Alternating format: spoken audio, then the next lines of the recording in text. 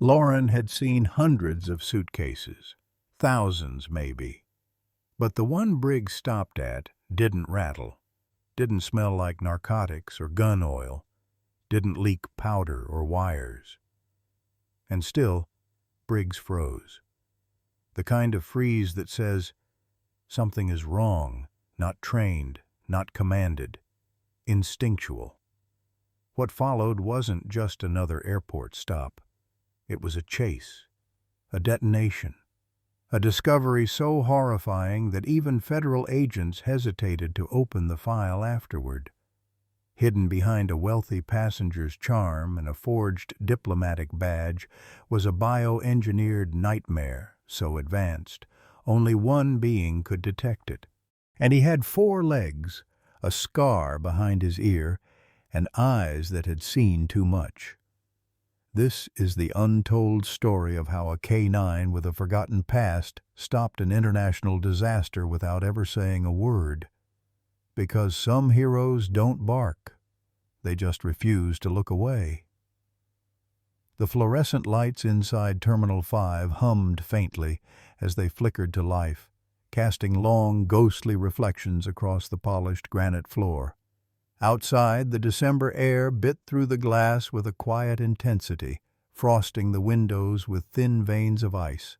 It was still too early for the full pulse of airport life. No loudspeakers yet, no long boarding queues.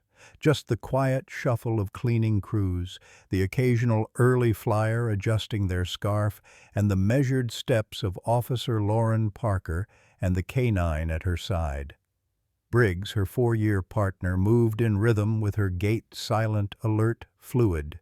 His black and tan coat shimmered under the sterile lights, thick with the kind of sheen that only came from care and muscle in the cold. Lauren exhaled slowly, her breath briefly visible in the draft near the automatic doors. She adjusted the collar of her patrol jacket, fingers catching the familiar edge of her badge. 5:04 a.m., the watch on her wrist blinked. Another long day ahead, but this was her favorite hour. Before the noise, before the rush, when the world hadn't quite decided who it was going to be yet.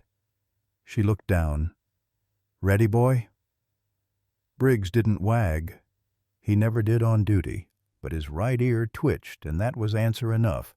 They moved together past the luxury boutique's glass displays not yet lit, and the first-class check-in counters, where white-gloved attendants stood stiffly, half yawning into their cups of tea. Lauren nodded at one of the agents, got a tired smile back. Her boots echoed softly heel, toe, heel, then faded under the sound of rolling luggage as a family of 4 trudged toward the international gate, sleep in their eyes, excitement in their children's chatter. Briggs weaved through them effortlessly, nose twitching at every passing scent, every shift in the air. He wasn't sniffing for fun.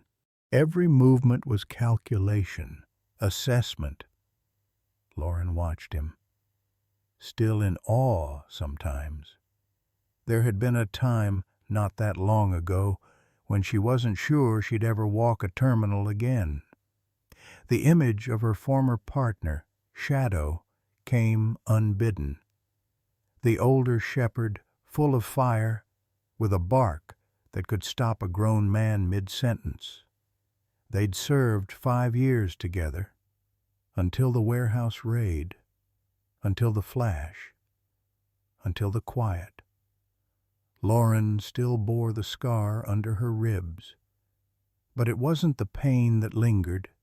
It was the silence after. The absence. The empty leash. For 18 months, she'd been behind a desk, pretending the ache in her chest was healing. Then Kentucky. She remembered the day clearly. August heat, barking kennels, and the metallic scent of stress in the air. She hadn't wanted another dog. Not really, but protocol said tryouts were mandatory.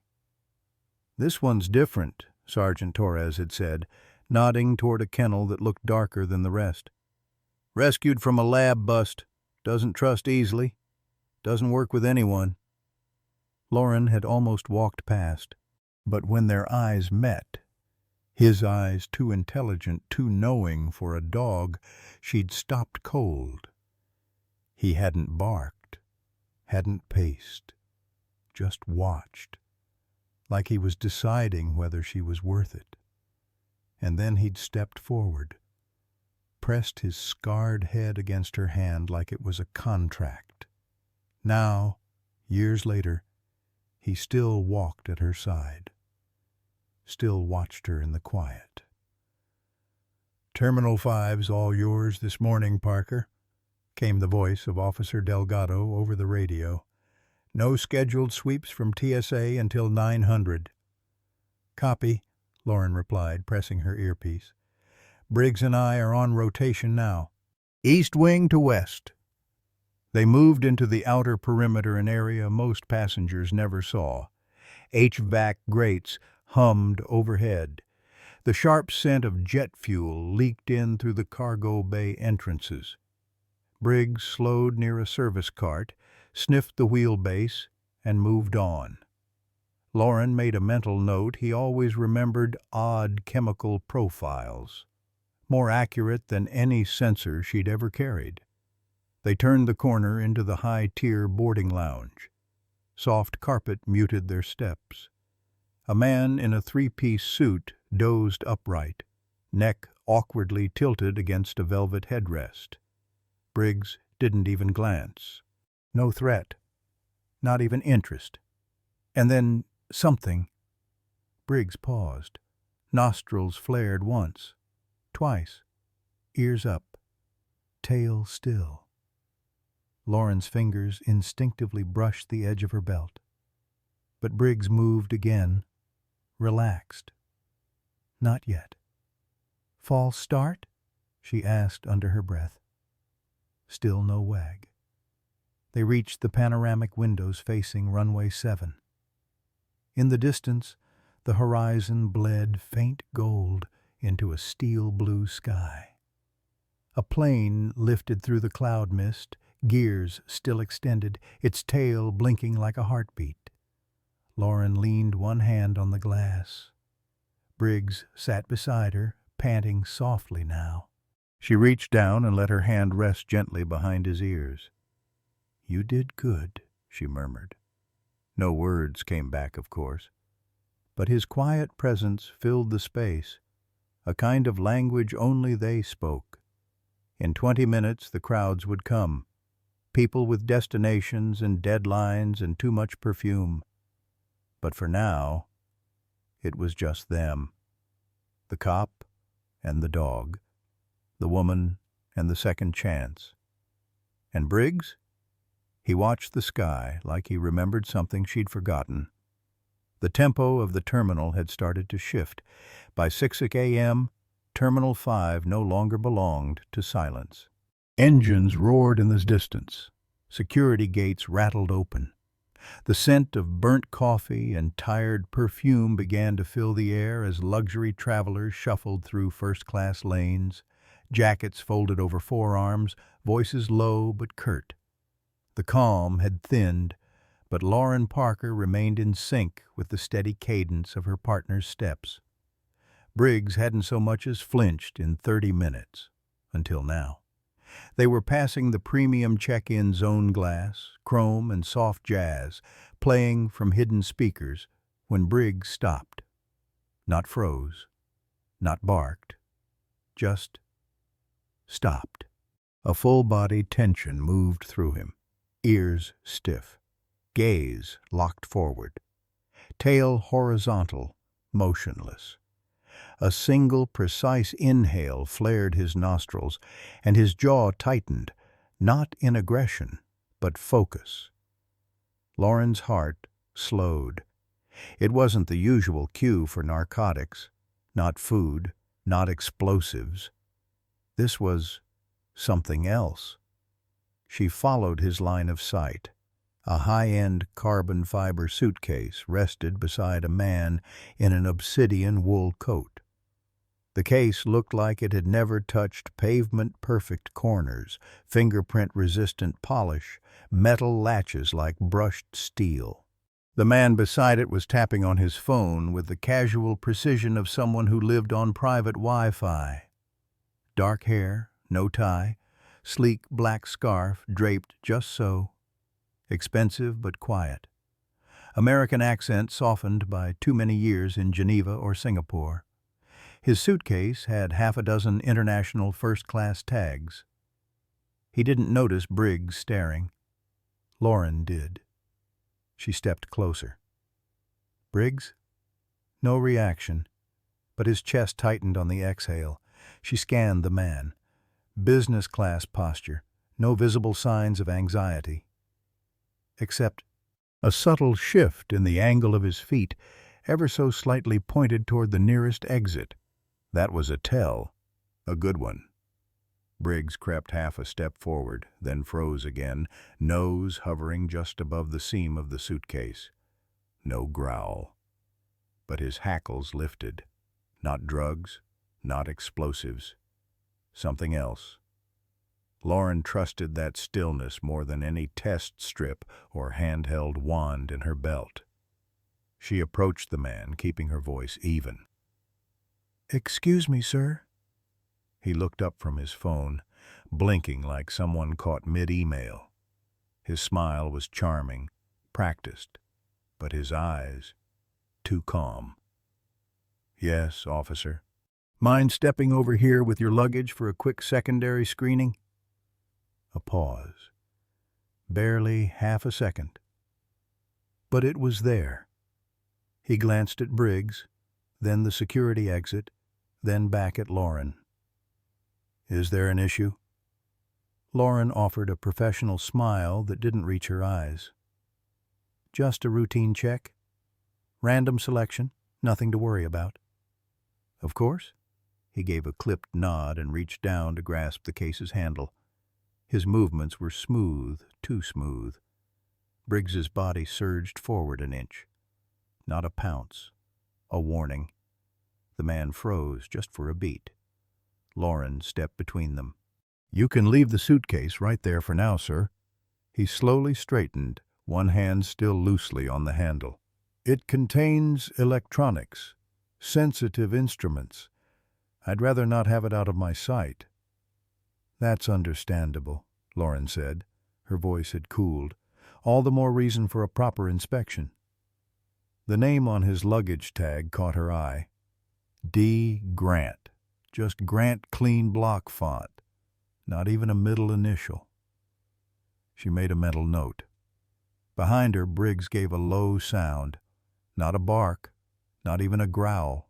A rumble, one she'd only heard twice before. Once in Detroit, right, before intercepting a package laced with trace radiation. And once in Seattle, right, before everything had gone sideways. Lauren didn't flinch, but she shifted her weight slightly onto her back leg, opening her stance. One hand moved closer to her radio mic, the other hovered near her holster, not drawing, just ready. "Sir, I'll need you to take one step back, please." "Am I being detained?" Grant asked, tone still perfectly civil. Lauren's eyes didn't waver. "Not yet." She clicked her mic. "Control, K9 Unit 7 requesting secondary team to Terminal 5 Premium check-in. Possible alert. Copy?" The voice in her ear confirmed. "Copy. Unit 7. Team en route."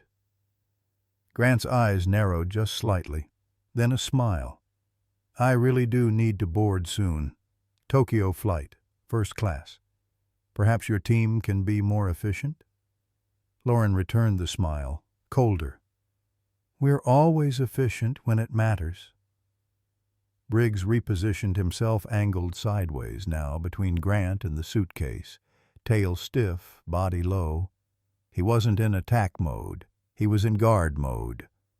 Lauren could feel it in her spine. Something about that case was wrong.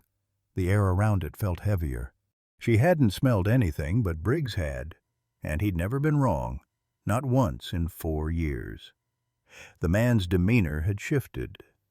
Not nervous, but more calculated.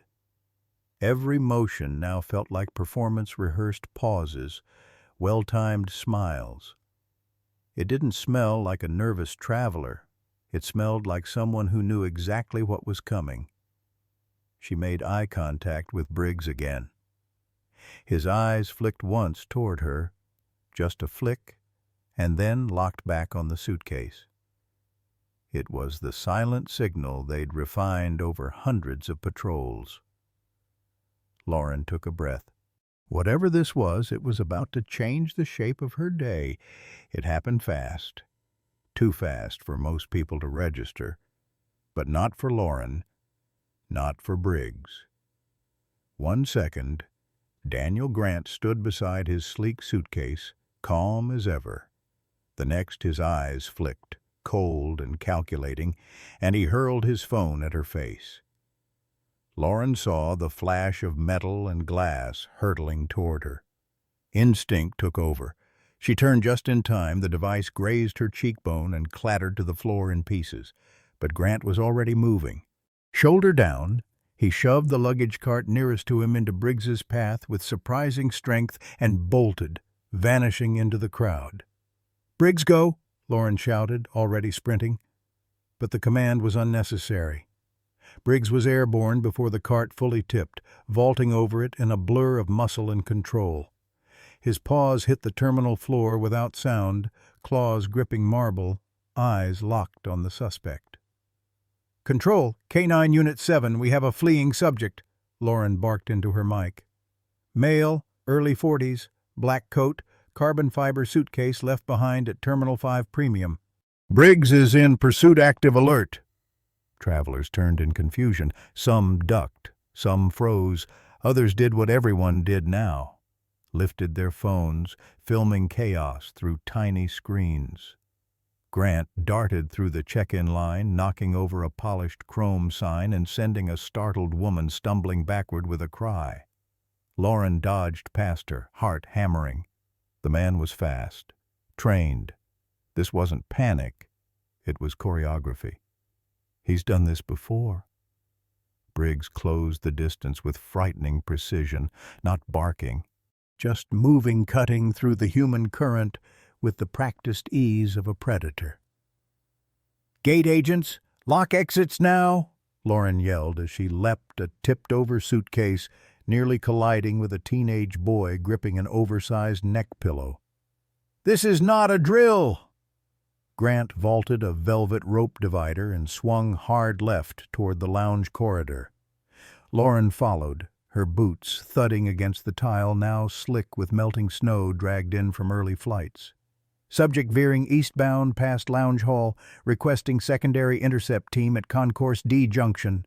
Ahead, Briggs had already anticipated the move. He cut the corner tight, bounding through the service opening between two airline counters. A handler only route shaving seconds off the path. Lauren caught a flash of his tan and black silhouette disappearing behind a glowing departure screen. Grant turned back for a split second, realized the dog was ahead of him now, and changed course again. This time toward the underground access ramp, the maintenance area reserved for airport personnel. Bad choice. "Briggs, pin," she called, adjusting her grip on the holster as she sprinted. But he was already responding. The door to the ramp wasn't locked.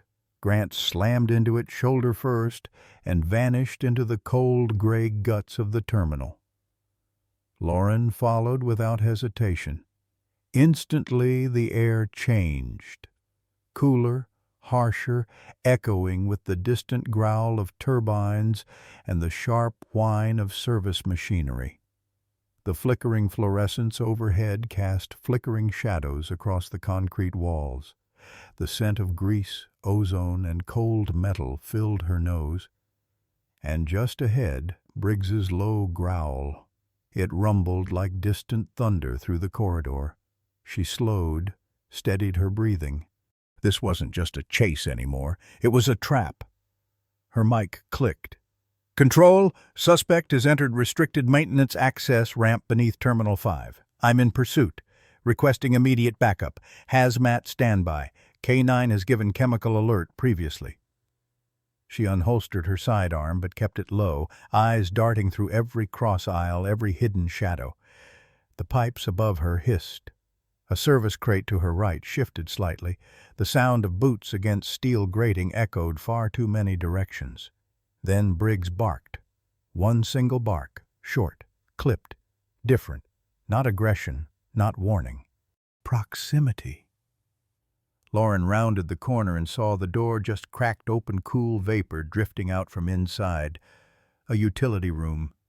She didn't rush.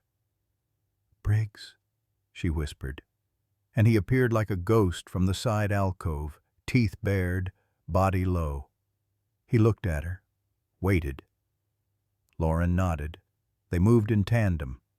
She pressed her shoulder to the doorframe and peered inside, and stopped cold. The carbon fiber suitcase had been opened, not fully, but enough. A strange blue pulse emitted from the latches, rhythmic and unnatural. A thin hiss bled from the seams. Tubing? Valves? She didn't recognize the tech. But it didn't matter. Every inch of her gut screamed the same truth. This wasn't drugs, this wasn't contraband, it was something else. Somewhere in the shadows, Daniel Grant's voice emerged, smooth, composed, eerily amused. "You should have just let me leave, Officer Parker." Lauren stepped forward slowly, gun raised, heart pounding. But in the corner of her eye, she saw Briggs freeze again, just for a moment, his hackles up, not toward Grant's voice, toward the case. And that's when she knew. Whatever was in there wasn't just dangerous. It was active. Daniel Grant was fast, but it wasn't speed that unnerved Lauren, it was certainty.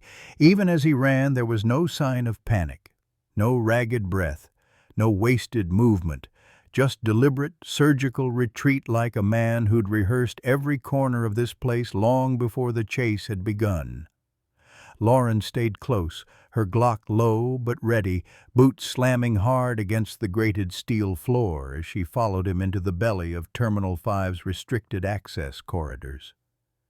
Briggs took the lead, a silent shadow threading through industrial pipes and leaking HVAC ducts.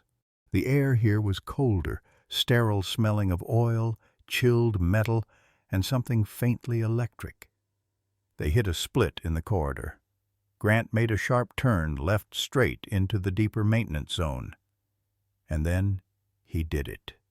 With one flick of his hand, he reached inside his coat and pressed something small, circular, metallic. Click. Lauren's gut dropped. It wasn't a weapon. Not directly. She caught a glimpse of it, a black palm-sized remote. No screen, no label. Only one blinking red diode. Just one. Fail-safe. "Control, this is Unit 7, Lauren barked into her radio as she ran. "Suspect has activated an unknown device. I repeat, possible remote trigger. Initiate hazmat protocol. Lockdown sub-level corridors west of Concourse Delta." "Copy, Unit 7, came the strained reply. "Hazmat and EOD mobilizing." Grant didn't look back. He sprinted with chilling ease, ducking under a swinging pipe, boots slamming through shallow puddles of condensation. He moved like a man who didn't just know what he'd done, he counted on it. Briggs let out a sharp bark ahead, his voice bouncing like sonar off the tight corridor walls. It wasn't panic. It was signal. "We're close." Lauren kept her eyes forward, adrenaline spiking in waves. The walls were tightening, the corridors narrower, the light harsher flickering fluorescence that stuttered above them like failing strobes. The cold deepened as they descended. The only heat came from Lauren's rising heart rate and the friction in her boots. Even her breath steamed now. Briggs slowed tail stiff, muzzle low, ears twitching toward a half-open metal door at the end of the passage. It was old-marked Service Access G4 and slightly ajar. The faintest hiss of air leaked from inside. Blue light flickered through the gap. Lauren gripped her weapon tighter. Her knuckles whitened. Briggs turned his head slightly.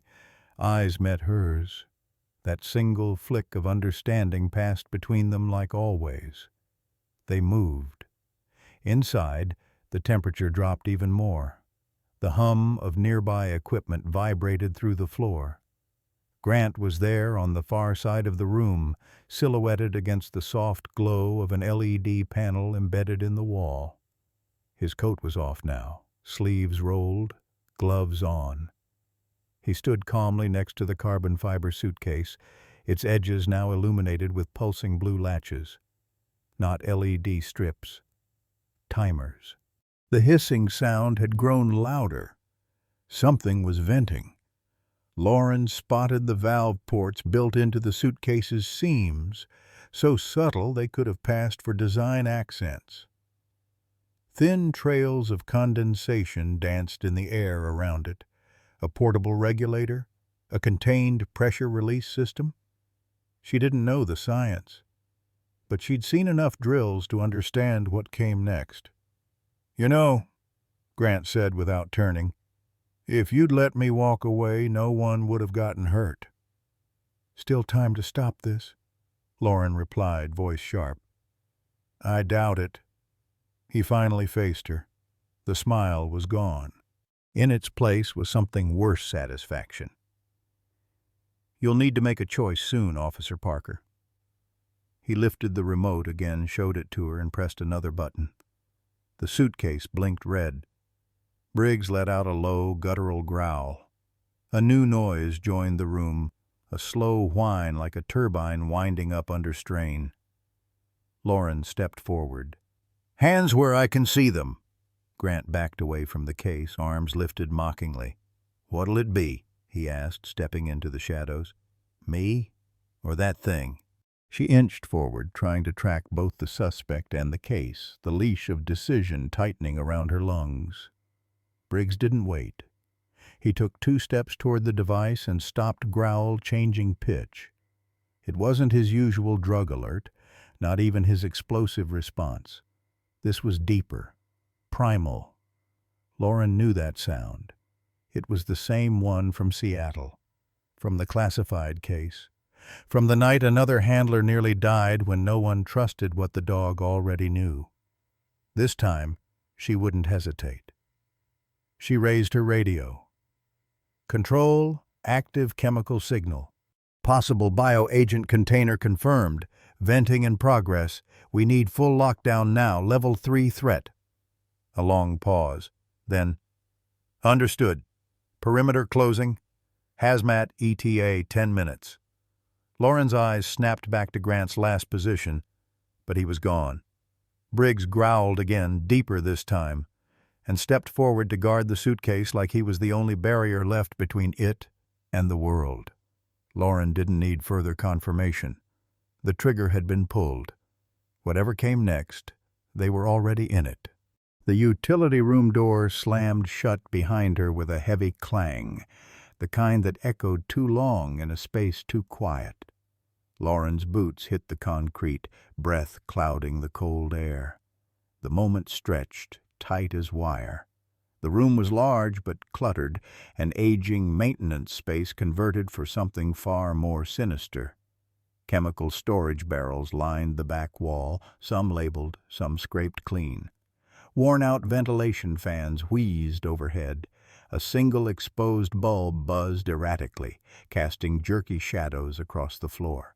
In the middle of the room sat the carbon fiber suitcase, now fully exposed, no longer the sleek status symbol it had been in the terminal. The panels were open, tubes lined the interior, a pressure unit hummed softly from its base, connected to a cylindrical chamber that pulsed with a cold, unnatural light. Small diodes blinked red. The hiss Lauren had heard earlier was louder now, constant, steady like a breath being exhaled from something mechanical, something alive. And standing beside it was Daniel Grant, sleeves rolled, gloves on, and that damn remote still in his left hand. He leaned against the wall like he wasn't surrounded by impending catastrophe, like this was just another meeting. "You're really something," he said casually. "Most handlers freeze up when their dog growls like that, but not you. You trust him." Lauren didn't answer. Her gaze flicked between the suitcase and the man, heart pounding, pulse loud in her ears. Briggs stood between them, low, steady, the fur along his spine ridged like a fault line. He wasn't barking. He was watching the suitcase like it might move. It might. Grant gave the remote a small twirl between his fingers. "This room has 6 intake vents. That case, vented to disperse in under 90 seconds once the core activates. It's not designed to explode. It's designed to linger." Lauren's breath hitched, but she didn't show it. "Then stop it," she said evenly. "Deactivate it now." "Why would I do that?" he asked, stepping just far enough to the side that he was no longer directly between her and the suitcase, but close enough to dive back if she moved. "You see, this isn't about the airport anymore. This is about you, Officer Parker. The choice you make in the next 10 seconds." He pointed the remote at the suitcase. "It defines whether you're a hero who stopped the threat, or a tragic name etched into a wall someday." Lauren tightened her grip on her sidearm, angling her body. "Drop it. Now." But Grant only smiled. "You've got a choice. Me or that," he said, nodding at the suitcase. "You can stop me, or you can stop the clock, but not both." It was the kind of choice that breaks people, the kind that splits instinct into jagged halves. Lauren's mind raced. Training flashed in fragments. EOD protocols, hazmat entry lag time, Briggs's behavior. This wasn't like explosives. This wasn't a boom. This was a bleed. A chemical whisper into every surface. A weapon designed not to destroy, but to persist. "Briggs, guard," she whispered. The command passed like a current between them. In a blur of black and tan, Briggs launched. He didn't bark, didn't growl, just moved pure momentum and purpose. He collided with Grant mid-sentence, knocking the remote from his hand and sinking his jaws into the man's forearm with trained pressure not to maim, but to immobilize. Grant screamed a mixture of surprise and rage as he hit the wall hard. The remote clattered across the floor, spinning until it hit a toolbox. Lauren moved the moment Briggs made contact. She sprinted to the suitcase, eyes locking on the control panel. Numbers blinked across the small screen: 74, 73, 72. There were 3 buttons. No labels, just a rising hiss. Her training hadn't covered this. No diagram, no template. And she didn't have EOD in her ear. She keyed her radio. "Control, suspect neutralized by K9. We have a chemical device active and venting. Repeat countdown confirmed. Seeking manual suppression." "EOD en route 5 minutes," came the crackling reply. Lauren's fingers hovered over the panel.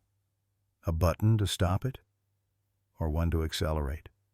Behind her, Briggs held Grant in place. Growling low, the man pinned and gritting through pain. Blood began to soak the edge of his sleeve. Lauren made a decision. She opened the lower hatch of the suitcase. Inside, tubing, tightly coiled canisters, a small red toggle with a plastic tab-attached manual override valve. She yanked it. The hiss stopped. The lights dimmed, still blinking, but slower now. Grant let out a strangled laugh even as Briggs tightened his grip. "You think you stopped it?" Lauren turned, eyes burning. "No, I think I bought time." She approached slowly, kneeling beside Briggs, her voice lowered. "Release." Briggs eased off but stayed close, body rigid, eyes still locked on Grant. Lauren cuffed him swiftly, ignoring the smug defiance still lingering in his bloodied expression. "You're not the only one who plans," she said quietly. Behind them, sirens rose through the walls, faint but closing. Grant said nothing, but Lauren saw it. That tiny flicker in his expression, not fear. Surprise. He hadn't expected her to stop both. He hadn't expected the dog. "Guard!" The word barely left Lauren's mouth before Briggs moved. No hesitation. No second look. It wasn't an order. It was a pact. The moment he launched toward Grant, everything else in the room snapped into motion like a detonator had been triggered. Lauren spun toward the suitcase. The hiss had turned into a whispering wheeze, the kind that crawled under skin and stayed in the bloodstream. The latches lining the edge of the carbon fiber frame blinked in sequence red, then orange, then back again. Inside, tiny vents pulsed with rhythmic bursts of vapor, invisible but not scentless. The air carried a faint tang, metallic, artificial, wrong. Her radio clicked. "Control, this is Unit 7 chemical device confirmed. Carbon fiber trunk, pressure-regulated container. Active venting sequence underway. Multiple blinking latch indicators, unknown pattern. Vents exposed, possibly airborne." "Copy that, Unit 7. Hazmat is in motion. ETA 3 minutes. 3 minutes. Lauren knelt beside the suitcase. Every instinct screamed at her to not touch it. But the longer she waited, the more those blinking lights ticked downward into whatever came next. She scanned for markings. None. No brand, no serial, just industrial casing and heat seams built into the inner lining. Someone had gone to incredible lengths to make this look like luggage while hiding a mechanism far beyond standard military ordnance. She spotted it. A small translucent panel near the base behind one of the vent ports. Digital readout. 62. 61. 60. A timer. Briggs growled behind her. The tone was different now. Muffled, but unwavering. Controlled aggression. Grant writhed on the ground, pinned, bleeding from the forearm, but still trying to reach toward something on his belt. Lauren didn't flinch. She didn't even turn. Her focus stayed locked on the machine. Device is set with internal timer, approximately 1 minute active. Pressure tubes and chemical valves appear sealed but venting. Source of hiss is left vent column near primary latch seal. She adjusted her gloves, reached for her penlight. The interior looked like nothing she'd been trained on. This wasn't IED protocol, this wasn't narcotics, this wasn't Bomb Squad 101. This was bioengineering hidden inside a suitcase. Her throat tightened. Possible lab-grade construction? Venting chemical unknown. Briggs gave early alert non-standard, requesting CDC consult if available. Affirmative. CDC notified. Full Level 3 lockdown authorized for maintenance sector. And then the lights flickered, only for a second. But it was enough to make her stomach twist. She looked again at the tube network. The pressure regulator was blinking now. And fast. There was no disarm code, no off switch. But something shifted behind her. The sound of a scuffle. A thud. "Stay down!" she snapped without turning. Briggs barked, once sharp, efficient. Her eyes returned to the vent array. One valve marked only with a dot of blue seemed misaligned. Just enough that vapor escaped at a sharper angle than the others. A test? Or was this intentional? Grant had said, "It's not designed to explode. It's designed to linger." That meant containment, not blast radius. She grabbed her utility knife. Quickly, she sliced the edge of a nearby ragged tarp hanging from the wall. A worker's thermal blanket, half covered in grease. She folded it twice, slipped it over the primary vent cluster, and used her knee to pin it in place. not perfect, but enough to redirect the vapor away from the air intake on the ceiling. The timer continued blinking. 38, 37, 36. "Hazmat inbound at Corridor Junction," Control's voice came. "Visual confirmation in 90 seconds. Copy. Beginning initial containment. K9 is holding suspect. Situation volatile but stabilized." Briggs gave a low, steady growl to emphasize the point. She looked over now. Grant was still under him, pinned hard, his face flushed with effort and fury. "Your dog's going to kill me," he hissed. Lauren stood slowly, dust and adrenaline clinging to her jacket. "No," she said. "He's holding back." She crossed to them, eyes steady. "He knows the difference." Behind her, the suitcase continued its quiet, eerie countdown, but it no longer hissed. The improvised cover had bought precious seconds, and those seconds mattered. Lauren dropped to one knee beside Grant and yanked his arms behind his back with practiced force. "You underestimated him," she said, cinching the cuffs with a click. "And you underestimated me." Grant spat to the side, his voice low. "You don't know what you're stopping." She leaned closer. "Then tell me." But he said nothing. Briggs finally stepped back, tail still straight, ears locked forward, not relaxed. Not yet. Lauren whispered, "Good boy." Hazmat voices echoed from the corridor boots, oxygen tanks, the thud of gear cases. Men and women in white suits moved through the fogged door, sweeping lasers, muttering code over open comms. Lauren turned back one last time to the case. The timer now blinked amber. 6, 5, 4. Then black. She exhaled, slow and cold. The room was silent. Briggs sat beside her, head low, chest rising steady. His eyes never left her, and in that stare, unblinking and absolute, was the thing she trusted more than any sensor, any command, any badge on her chest. He'd waited for her call, and she'd made it. Together, they'd chosen right. The room had quieted, but it was the kind of quiet that hummed beneath the skin. Thick boots stomped on metal grating as the hazmat team finished their sweep. White suits moved like ghosts, their voices crackling through intercoms sealed behind glass-visored helmets.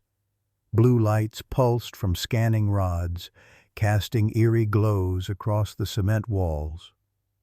The case that suitcase was now locked inside a containment chamber the size of a shipping crate, its blinking lights finally extinguished beneath 3 inches of ballistic glass and an oxygen-free seal. They didn't even touch it directly. Mechanical arms had done the lifting. Even now, a technician triple-checked the chamber's locks before motioning for it to be rolled out. Lauren stood just outside the threshold, back pressed lightly against the cool metal wall of the maintenance corridor. Her breathing had slowed, but not entirely settled. The tang of adrenaline still clung to her throat like static. Across from her, Grant sat cuffed to a pipe, guarded by 2 DHS agents in full tactical gear. His coat was off, his sleeve torn. Blood had dried into a dark smear across his forearm, where Briggs had latched onto him with surgical precision. And Briggs? Briggs was still. He sat on Lauren's left side, panting gently, ears up, eyes forward, posture collected. Not triumphant, not tense, centered. It was something she hadn't seen in any other dog, not in all her years in K9, not even in Shadow, her first partner, who had been all fire and instinct. Shadow had reacted fast and hard, loud when things got dangerous, but Briggs, he waited. Even now, with the scent of fear and ammonia still thick in the air, he watched the hallway like he was still tracking the moment. Lauren knelt beside him and ran her hand slowly down his shoulder. "You did good," she said quietly. his head tilted slightly toward her, one ear twitching. And then he exhaled. Not a sigh, just release. The kind that came when duty had been done and done right. She leaned her head forward, resting her forehead for a second against his. Just 1 second. Then she stood. 2 Homeland Security officials passed by her, speaking in hushed tones that carried a sense of urgency beneath their calm. Readings were consistent with organophosphates, but untagged engineered to bypass spectrum filters. No serial trace, no digital footprint, custom-rigged casing, and that dog picked it up before the sensors even twitched. Lauren let the words wash over her but didn't engage. Not yet. She turned her gaze back to Grant. The man didn't meet her eyes, didn't speak. He stared straight ahead as if calculating a next move that wouldn't come. Briggs growled once, barely audible. Lauren's eyes narrowed. "He knows you're not done." A nearby technician in a red-striped hazmat suit approached her with a clipboard. "We'll have full chemical ID within 2 hours," he said. "But preliminary diagnostics confirm a custom blend, sub-micron aerosol, designed to pass through most public filtration undetected." "Intended for this terminal?" she asked. The technician hesitated. Unclear, but it was set to disperse quietly, not cause a mass casualty event immediately. Could have been a test. Could have been phase 1. Lauren's jaw tightened. She looked down at Briggs, who hadn't moved. He didn't need to. The chaos had passed, but he remained vigilant. A stillness that wasn't emptiness, but readiness. That was what made him different. She remembered the first time she'd seen it, back in Kentucky, in the back kennel. While the other dogs barked and jumped, Briggs had watched, eyes too steady, like he had already seen what waited on the other side of noise. Back then she thought it was brokenness. Now she knew it was something else entirely. Lauren stepped back as the final crate containing the suitcase was wheeled past. The technician flanking it paused and glanced at her. "Your partner," he said. "He's the only reason we're not writing eulogies right now." She didn't respond with pride, just a nod, because the truth was heavier than praise. He hadn't just prevented a tragedy. He'd trusted her completely in the moment it mattered most, and she'd had to make a choice between the man and the mechanism, between fight and faith. He had chosen to act first, and she'd followed. Briggs shifted now, rising slowly, eyes scanning again. Lauren turned toward the corridor that led back to the surface, where the sterile buzz of the terminal would be waiting again. Passengers who would never know how close they came. Cameras that had captured glimpses, but not truth. "Come on, partner," she said, her voice low, even. Briggs fell in beside her, the kind of dog who didn't need a leash, because the tether between them wasn't rope. It was something deeper. The briefing room felt like it had been designed to squeeze answers from people who were already unraveling. Low ceilings, no windows, cold LED strips humming faintly overhead. A long metal table with a pitcher of untouched water. Surveillance cameras in each corner, silent, patient, always watching. Lauren sat stiff-backed, her jacket draped over the chair behind her, sleeves rolled to her elbows. Her holstered weapon sat on the table, unloaded. Procedure. Her hands were steady, but her heart hadn't stopped its slow, methodical pounding since the case had been sealed. Briggs lay at her feet, head resting on his paws, eyes open, tracking every movement in the room. Calm, but alert. The door opened with a soft beep. In walked Dr. Helen Brooks, CDC insignia stitched just below the collar of her black blazer, her credentials clipped to a lanyard tight against her chest. She carried a tablet in one hand, a thick file folder in the other, its edges frayed from rapid handling. She didn't sit right away. Instead, she paused near the opposite wall, watching Briggs. "He's still on alert," she said quietly. Lauren followed her gaze. "He always is." Dr. Brooks nodded, then pulled out the chair across from her. "I'm not here to test him. I'm here because he might be the only one who saw this coming." Lauren didn't reply. She just waited. The folder was opened. Diagrams, photos, containment reports, some stamped with red, classified bars, spread across the table like puzzle pieces from a box someone else had closed too early. Dr. Brooks tapped one of the pages, a blurry image of a similar carbon fiber case taken mid-seizure at a cargo facility. 3 months ago, Seattle. Diplomatic shipment from Jakarta, flagged on arrival due to elevated temperature anomalies. Homeland requested K9 verification before opening it. Lauren's throat tightened. Brooks continued. The attending handler officer, Karen Reeves, brought in her unit, but before they could proceed, she requested a secondary K9 she'd worked with in a prior case. Requested him by name. She looked up. She asked for Briggs. Lauren's mouth felt suddenly dry. "They never told me that." "No," Brooks said softly, "because the case was sealed less than an hour after the incident." Lauren stared at the image. "What happened?" "Briggs gave an identical alert to what he gave you this morning. Not explosives, not narcotics, something else." "Something?" She tapped the air, grasping for the right word. "Foreign, for lack of a better term." She paused. There was a delay in protocol. Officers hesitated. They opened the case anyway. A release valve discharged before they could engage safety procedures. Officer Reeves was closest. She was exposed. Lauren leaned forward slowly. "How bad?"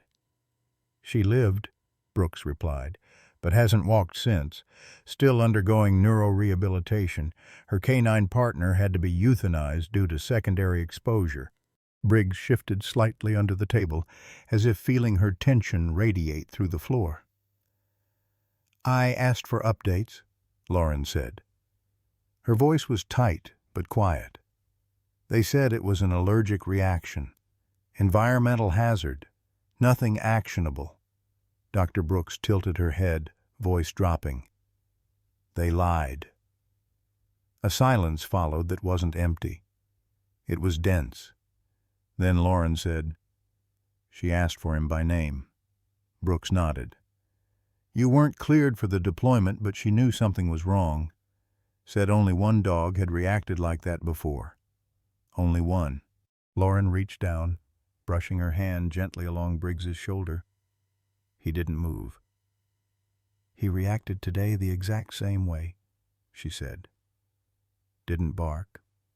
Didn't growl at the man. He growled at the air. At the case. Like it was alive." Dr. Brooks tapped her tablet, rotating it so Lauren could see. A chart of airborne agent detection thresholds popped up.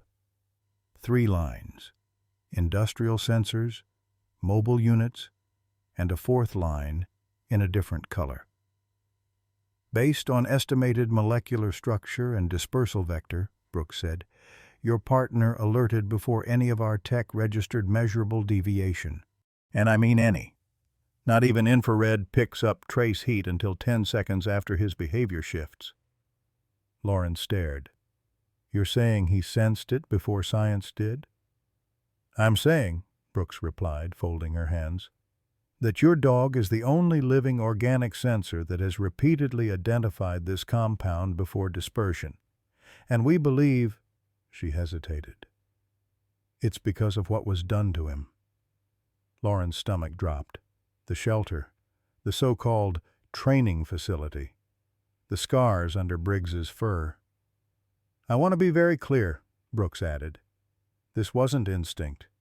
This was recognition." Lauren looked up sharply. "Recognition of what?" Brooks tapped the classified photo again. Of something he smelled before. Something from wherever he came from. And whatever they were building. Lauren's jaw tensed. That man back there, Grant, he called Briggs a proof of concept, like he was some prototype they lost track of. Brooks met her eyes. That may be exactly what he is. The room settled again into heavy silence. Briggs shifted slightly as if sensing her unease. Lauren didn't blink. What happens next? Brooks closed the folder gently. We need to trace the other cases. The other handlers, the labs, but right now, you and your partner might be the only ones who can detect these agents before they're released. Lauren looked down at Briggs. He looked up at her, quiet, steady, waiting. And she knew this wasn't just another patrol. This was the edge of something bigger, something with consequences far beyond terminals and luggage scans. It began with a suitcase, but it wasn't going to end there. The Kentucky air had been thick with August humidity, the kind that clung to your skin like regret. Lauren stood at the edge of the outdoor training yard, hands in her pockets, sweat lining her spine beneath the starch of her borrowed uniform shirt. It was her first time back on a working K-9 field in over a year. Not that she'd asked for it. She'd been strongly encouraged to visit the facility after her psych clearance came through. She hadn't wanted another partner. She hadn't even wanted to be there. The director, a broad-shouldered woman named Captain Eliza Monroe, walked beside her in worn boots and a no-nonsense stance. Monroe carried a clipboard but hadn't looked at it once. They got a few in assessment, she said. Some green, some halfway ready, but there's one you need to see. Lauren didn't answer. Monroe led her past 3 kennels, each occupied by high-drive shepherds, pacing like coiled wire, barking through chain link, eager for something to chase. But then they stopped at a kennel further down, isolated, quiet. Inside was a German shepherd, motionless, sitting in the shadows. He didn't bark, didn't rise. He just stared. This is him, Monroe said softly. No call sign yet. We've just been calling him 9B. Lauren tilted her head slightly. What's wrong with him? Monroe didn't answer right away. She unlatched the gate and stepped inside without fear, but without confidence either. She didn't offer a treat, didn't issue a command. Rescue case, she said. Confiscated during a raid on an unregistered testing facility outside Denver. Place was trying to chemically enhance olfactory and neurological responses in K-9s. Lauren blinked. Experimental drugs? She asked. Monroe nodded. And neural patterning, reward stimulation through implant response. Most of the dogs didn't make it. The ones who did weren't stable enough to deploy. Except him. Lauren took a step closer to the wire. The dog didn't flinch. There's no chip, Monroe continued. No paperwork. Just a scar along the shoulder blade where a port used to be. But his detection thresholds? Off the charts. Can pick up on compounds we don't even have on the books yet. But? Lauren asked. Monroe looked through the bars. He won't connect with anyone, won't train, won't engage. At best, he tolerates a few handlers. At worst, he retreats, shuts down. Lauren watched him closely now. His coat wasn't just black and tan. Up close, she saw the marbled streaks of old burns, small patches where fur had grown back uneven. One ear didn't stand up fully. His eyes weren't the wild brown she was used to in working dogs. They were amber sharp, reflective. He looked at her, not past her, at her. And something in Lauren's chest shifted. He didn't posture, didn't pant. He just saw her. Monroe's voice softened. You don't have to do this. I know what happened to your last partner." Lauren's stomach tightened. Shadow. Her first K-9. 5 years of deployments, drug busts, raids until the warehouse job, the ambush, the flashbangs, the breath knocked out of her lungs. The sound of Shadow's last cry still haunted her in dreams. She'd gone desk side after that and stayed there. "You don't owe anyone this," Monroe said. Lauren didn't answer. She stepped forward instead, closer to the kennel door. The dog didn't move, but his ears tilted, subtle. He was listening now, measuring. Lauren crouched slowly, ignoring the twinge in her side, the scar beneath her ribs always a reminder of where Shadow had died shielding her. She didn't speak. She just extended her hand, palm up, still, waiting. It took 10 seconds, then 20, then one movement. The shepherd stood, walked forward with deliberate steps, and pressed his forehead gently into her palm. Monroe blinked. "That's the first time he's done that." Lauren didn't respond. She just kept her hand there, breathing slow. "Dogs like him," Monroe said after a moment. "They don't choose often." Lauren's throat was tight. "Yeah," she said. "Neither do people like me." 2 days later, she signed the papers. They didn't call him 9B anymore. They called him Briggs, because she needed a name with weight, one that couldn't be overlooked. And as she drove away from Kentucky with him in the back of her government-issued SUV, he never once barked, never once paced. He just sat there, watching the horizon, like he already knew that whatever damage they carried, they'd carry it together. Seattle, 3 months ago. SeaTac International, Cargo Bay, C. The rain hadn't let up all morning, pelting the side of the hangar in waves that made the roof sound like it was breathing. The air inside was damp, metallic, the kind that crawled into your clothes and stayed long after you'd left. Lauren remembered every second of that day, not because of what she saw, but because of what she almost didn't. It had started like any other interagency assist call. Karen Reeves had reached out directly. They'd worked together years before during a multi-airport drug sting. Karen was sharp, measured, and not prone to paranoia. She'd texted Lauren at 6:02 a.m., her message short, "We've got something weird. Diplomatic crate. Need Briggs. Trust me." By 6:48, Lauren and Briggs were on site. Karen met them outside the secure access gate, her red hair plastered to her forehead from the rain, uniform soaked through. Her own K9A young Dutch shepherd named Dax paced nervously behind her, leash taut. "Standard X-ray, flagged anomalies," Karen said, voice low.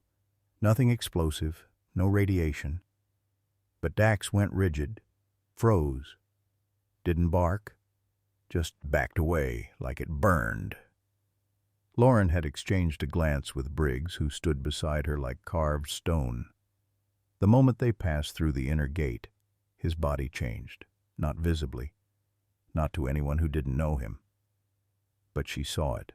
The way his ears angled slightly back, the way his nostrils flared and stayed flared, the way he didn't take his eyes off the crate positioned on the far side of the hangar floor. It was a diplomatic shipment, marked with international seals and clearance stamps Lauren hadn't seen since her time embedded with federal task forces. The crate was tall, about 5 feet, wooden slats reinforced with internal casing and steel corner guards. No visible damage, no labels for biohazards, nothing overt. Still, something was wrong. Briggs's behavior only confirmed it. Lauren gave the signal. Briggs walked forward slowly, no bark, no tail movement, just a low posture, jaw set tight. Then he stopped 2 feet from the crate and let out a deep, uncharacteristic growl. Karen looked confused.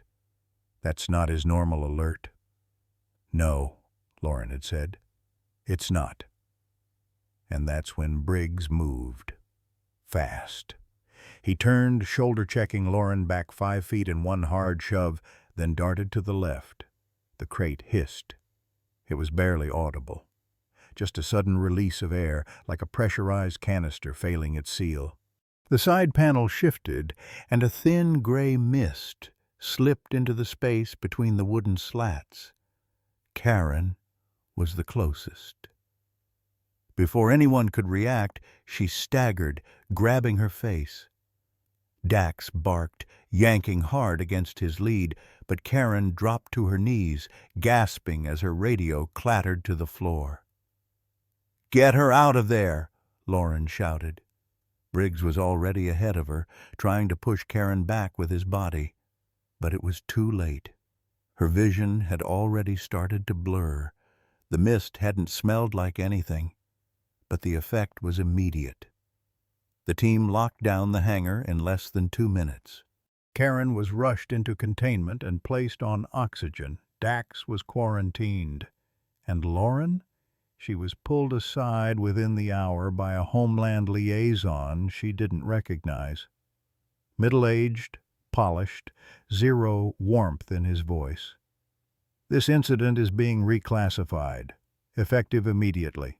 You will not speak of this again, Officer Parker, for your protection and your dog's." She never got a copy of the report, never even saw the crate again. The case was sealed by evening. They never explained why Briggs had been specifically requested. But she remembered the look in Karen's eyes as they loaded her into the med unit, barely conscious, skin clammy, lips turning blue. And she remembered what Karen had said through the oxygen mask. "He knew. Before I did." Lauren stared at the wall now, in the present back in O'Hare's secure office, while that memory played on loop in her mind. Across from her, Agent Torres reviewed the transcript of the Seattle incident, now declassified under emergency protocol after the Grant case. "This report doesn't mention your involvement," he said. "Because I wasn't supposed to be involved," Lauren answered. Torres leaned back. And yet Briggs was the only dog to react before exposure. Again. She nodded. "He pushed me," she whispered. "Didn't bark, didn't wait for my command. Just moved." Torres tapped a line in the file. "They say the crate was sealed. But Karen still got hit. That thing wasn't just leaking, it was ready." Lauren's voice was low. "And whatever was in it, Briggs had already met it before." Torres studied her. "You still think they made him that way?" She looked down at the floor where Briggs lay, quiet, calm, eyes half-lidded but far from asleep. "No," she said softly. "I think they broke something inside him, and what was left chose not to forget." The conference room had no clocks. Time was measured instead by rising reports, new containment updates, and the rhythmic thrum of distant chopper blades that pulsed faintly through the glass from the upper helipad. Outside, snow had begun to fall, soft flakes sticking to the runway lights like ash. Inside, Dr. Helen Brooks stood at the end of the table, laser pointer in hand, as the last slide clicked into place. Lauren sat with her arms crossed, body still, except for the occasional twitch in her right thumb, always the first place adrenaline settled when her system wouldn't come down. Beside her, Briggs rested against her boot, eyes fixed on the doctor like he understood every word. Maybe in some way he did. Brooks gestured to the magnified 3D schematic now glowing on the screen behind her. "This is what your team intercepted," she said. "Or at least, what you stopped from entering public exposure." Lauren's gaze moved to the image. A molecular strand twisted across the screen. At first glance, it looked like any nerve agent schematic she'd seen in training. But the colors were wrong. The density was different. Too dense. Too clean. This is an aerosolized compound with neuroinhibitory properties, Brooks continued, tapping the screen. But what's significant isn't just its function, it's the design. It was engineered to mimic the molecular signature of inert gas while remaining active for over 12 hours on porous surfaces. Lauren's breath caught. 12 hours? Brooks nodded. At minimum, based on our containment samples, the dispersal radius in a closed space like Terminal 5 could have saturated the entire check-in zone within 3 minutes. Symptoms wouldn't show for hours. By then, most passengers would be in the air spread across half the globe. She clicked to the next slide. It showed 2 scans side by side, one from a TSA spectrograph, the other from a CDC molecular reader. Neither registered the compound. We tested against 84 detection systems, Brooks said. Thermal, olfactory, acoustic, chemical. All failed. She turned to Lauren. Except him. Briggs didn't move. But Lauren did, slowly leaning forward, eyes narrowing. He caught it before you did. Brooks walked to the table and set down a small, clear vial sealed, labeled with 3 hazard strips. Inside, a faint shimmer of colorless liquid danced like oil on water. This, she said, tapping the glass, was built to be invisible, but not to him. Lauren glanced down. Briggs lifted his head. Brooks sat. For the first time since the briefing began, she allowed her shoulders to drop. The scientist melted, and the human took over. Years ago, she said, there were rumors of an off-the-books operation, funded through military biotech but outsourced to private firms. The focus was on enhanced olfactory processing, essentially training and modifying canines to detect what no sensor could. Lauren stared at the vial. And you think Briggs came from that program? Brooks didn't hesitate. I don't think it. I know it. She pulled out a folder and slid a thin photo across the table. Lauren stared down at it. It was a scan-grainy, black and white, but unmistakable. A younger Briggs, thinner, with a shaved shoulder revealing a surgical scar and what looked like a subdermal port. Recovered during a lab raid in Colorado, Brooks said. They found 5 dogs. 4 were euthanized on site due to instability and aggression. Only 1 was responsive. Only 1 had survived intact.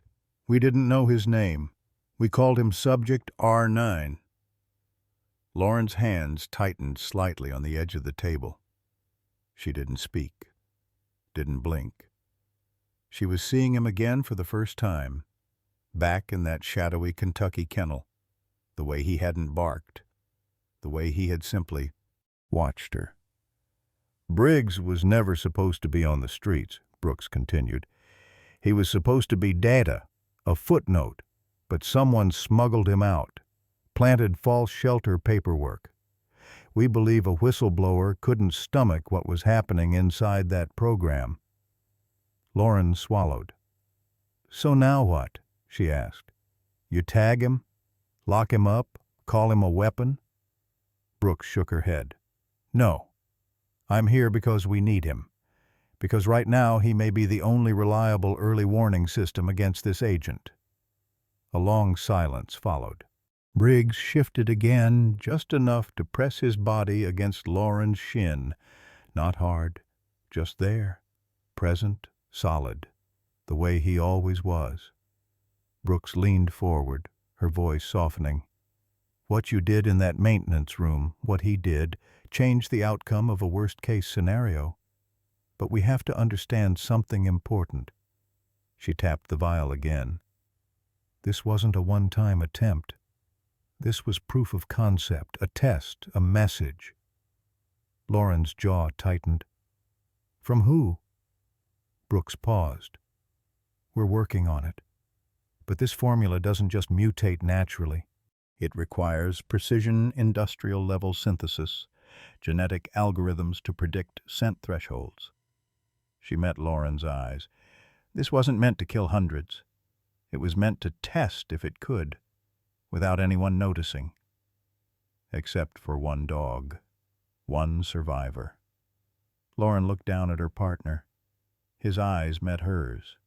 Not blank, not instinctual, knowing. "You tell your people," she said, her voice low. "If they want him, they go through me." Brooks nodded. "I wouldn't expect anything less." The lights in the room dimmed slightly as the screen powered down.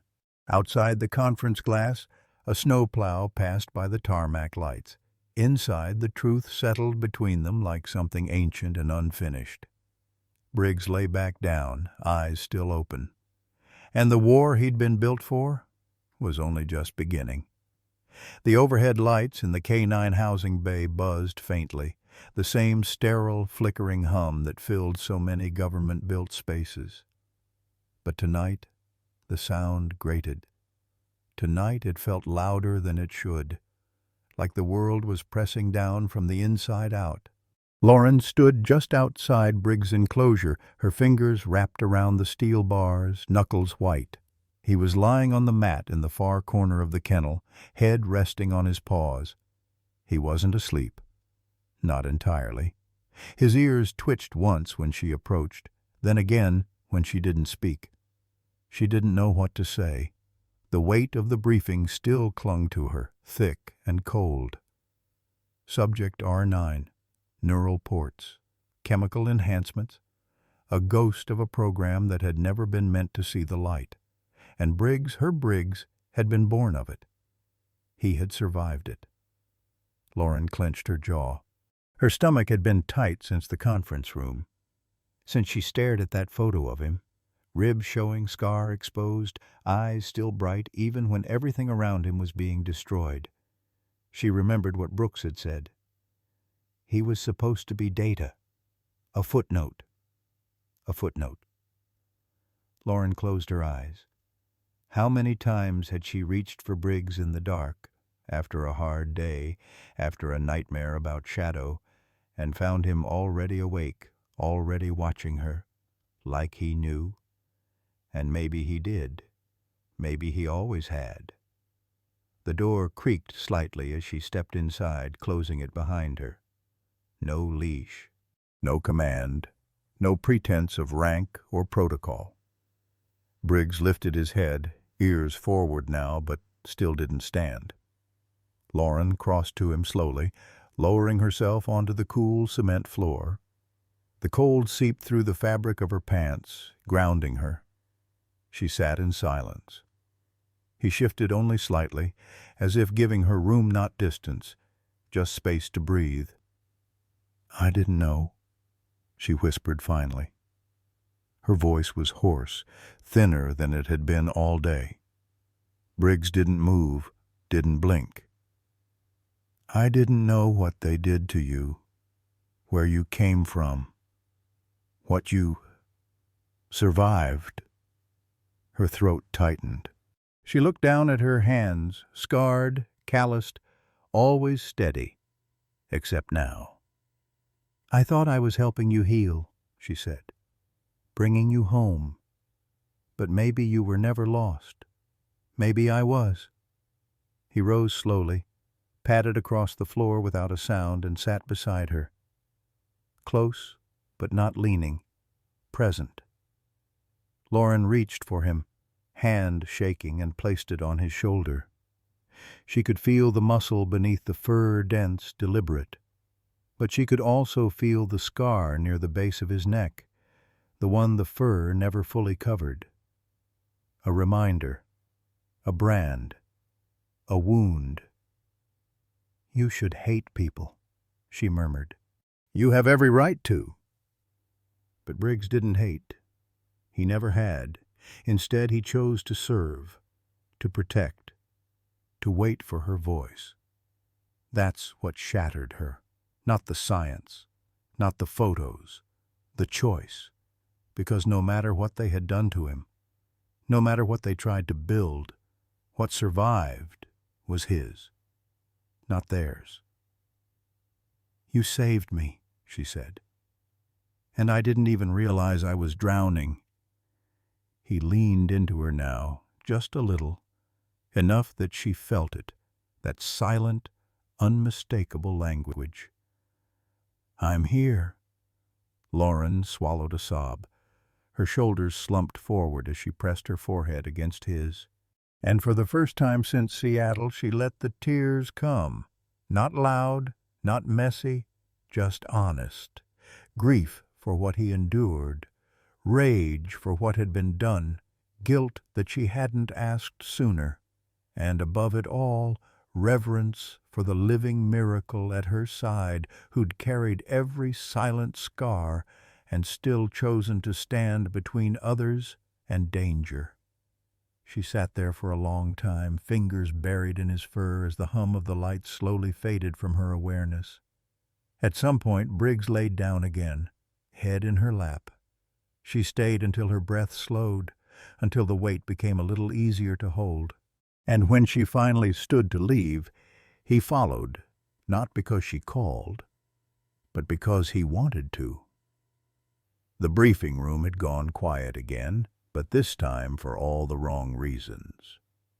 Agent Jack Torres stood near the window, arms folded across his chest, jaw clenched as he stared out at the tarmac like he could will the truth into changing. A sheen of frustration lined his brow, but it wasn't new. It had been building since sunrise. Lauren stood opposite him, unmoving. Briggs sat at her side, quiet, alert, but sensing the tension coiling in the air like static before a storm. "Say it again," Lauren said, her voice low but firm. "Slower this time." Torres turned. "They're claiming diplomatic immunity." A beat passed, then another. Lauren blinked, her mouth tightening. "They who?" "Grant's legal team submitted emergency credentials through an international channel," Torres replied, tossing a thin red folder onto the table. "They're asserting that both he and the case fall under the Vienna Convention. The suitcase, officially logged as protected cargo under a foreign economic attaché program." Lauren flipped the folder open. Her fingers froze as her eyes scanned the page. State seals, authentication codes, multinational clearance forms. It was too perfect, too polished. It reeked of preparation. "This was in place before he got caught," she muttered. Torres nodded. "Exactly." Lauren looked up. "So you're telling me that the man who just activated a weaponized neuroagent in one of the busiest airports in the country walks?" Torres didn't flinch. "Unless we find a legal reason to hold him, yes." Briggs let out a low, almost imperceptible growl. Lauren felt it more than heard it. "And no one's asking how a supposedly diplomatic envoy was trafficking a chemical that doesn't exist on any known registry?" she asked, voice rising. "That doesn't set off alarms for the brass?" "They're asking," Torres said, jaw tight. "They're just not answering out loud." He walked over to the whiteboard, where flight schedules were pinned beneath magnets and scribbled call signs. He pointed to a manifest in red ink. "He's booked to depart at 15:10, private jet. Diplomatic clearance, no customs check, no final interrogation." Lauren stared at the paper like it might catch fire. "Where's the suitcase now?" "In DHS custody," Torres said, "under protest." Lauren turned toward him. "You're kidding." "They filed a motion 30 minutes ago demanding the return of their property. Says we're violating international protocol." She laughed, bitter, disbelieving. "You mean the device that could have killed 1,000 people in slow motion?" "That suitcase?" "Same one." Silence wrapped the room again, this time heavier. Lauren's fists clenched at her sides. "This is a smokescreen," she said. "Everything about Grant screams operative, Not diplomat. He knew procedures. Knew our response times. Hell, he knew Briggs. Torres exhaled and rubbed the back of his neck. Lauren, I'm with you, but law doesn't move on instincts and growls. It moves on paper. I have paper, she snapped, slapping the file in front of her. You have a neuro agent. You have a flagged dog with a known behavioral response. You have a suspect who ran, who activated a trigger, who issued a threat. Torres looked at her and his voice dropped. And none of it matters if the higher-ups want it buried. The words hit like a punch. Lauren took a slow step back, her hand drifting to rest on Briggs's head. He leaned into it slightly, grounding her. So, what's our play? She asked. Torres straightened. We've got one option. Probable cause. If Briggs alerts on another piece of Grant's cargo or his transport, we can force a secondary inspection. But it has to be public. It has to be loud. So loud that even the State Department can't shut it down in real time. Lauren's eyes narrowed. And we have to move before that plane's wheels leave the runway. Torres nodded. Lauren glanced down at Briggs, who was already standing, now ears perked, eyes locked on her like he'd heard every word. She whispered, "One more time, partner." Briggs' tail gave a single, deliberate thump. The underground garage beneath O'Hare's diplomatic wing smelled of hot rubber, diesel fumes, and cold steel. Echoes of idling engines bounced off concrete pillars. A line of 3 matte black SUVs stood waiting, polished to an uncanny shine like nothing about them had ever been touched by fingerprints or doubt. Lauren's boots clicked sharply across the cement as she approached the second vehicle. Briggs padded silently at her side, ears up, nose twitching. His posture was taut, not aggressive, but purposeful, alert. Torres followed a few paces behind, flanked by 2 DHS agents dressed in plain clothes, their earpieces buzzing softly. "We've got 20 minutes," he murmured. "After that, the convoy rolls to the tarmac." Lauren didn't respond. Her eyes were on Briggs. He was already circling the SUV. Once, twice. Then he stopped. His whole body went rigid, tail low, head forward. He pressed his snout against the gap between the rear door and the frame, inhaled deeply, and turned to face Lauren. He didn't bark. He didn't growl. He just sat. A silent alert. Lauren's heart thumped once, hard. She knelt beside him and looked him in the eye. "You sure?" Briggs gave a single blink, then looked back at the vehicle. That was all she needed. She stood. "He's signaling. Same posture as the suitcase," she said, loud enough for Torres and the agents to hear. "Rear passenger compartment." Torres's jaw tightened. "You heard her. Get the scanner." An agent moved quickly, pulling a handheld chemical signature reader from his satchel. He ran it along the side of the SUV, pausing at the rear door. A high-pitched chirp echoed. Lauren leaned in. "Talk to me." The agent stared at the screen, then looked up. Same spectrum profile. Identical spike in the neurosynthetic range. There's another unit inside. Torres turned toward Lauren, voice calm but his eyes burning. "We have our probable cause." Within seconds, everything changed. The other 2 SUVs were still idling. Lauren's gaze swept toward the lead vehicle where a man in a pressed suit had stepped out, frowning. He began speaking rapidly into a phone. "No sudden moves," Torres warned his team. "We go in clean. Protocol perfect." Lauren stepped forward, holding up her badge toward the approaching driver. "Homeland Security, step out of the vehicle, please." Predictably, the man hesitated. "This is protected," Briggs barked once, short, sharp, final. The man froze. Torres came up beside her. "We've received a signal of hazardous material consistent with an active bioagent from inside this car. We're initiating an emergency containment procedure. Step back." Lauren opened the rear door herself. Inside, nestled between two leather seats like it belonged there, sat a case nearly identical to the one Grant had planted earlier, except this one was smaller, sleeker, and its latch was already blinking. Her blood went cold. "Get Hazmat down here," she snapped. "Now!" Torres was already shouting into his radio. Lauren pulled Briggs gently back, hand brushing over his vest. "You did it, boy. You found it." He looked up at her, calm, certain, but her chest still felt like it was locked in a vice. Because if Grant had planted two, how many more were out there?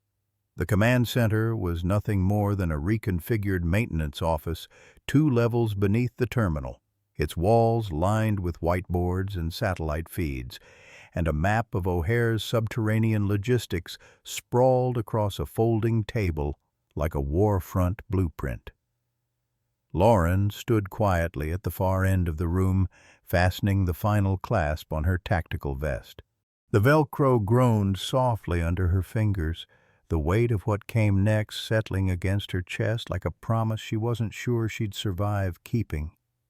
Briggs sat beside her, still as stone, eyes tracking every movement.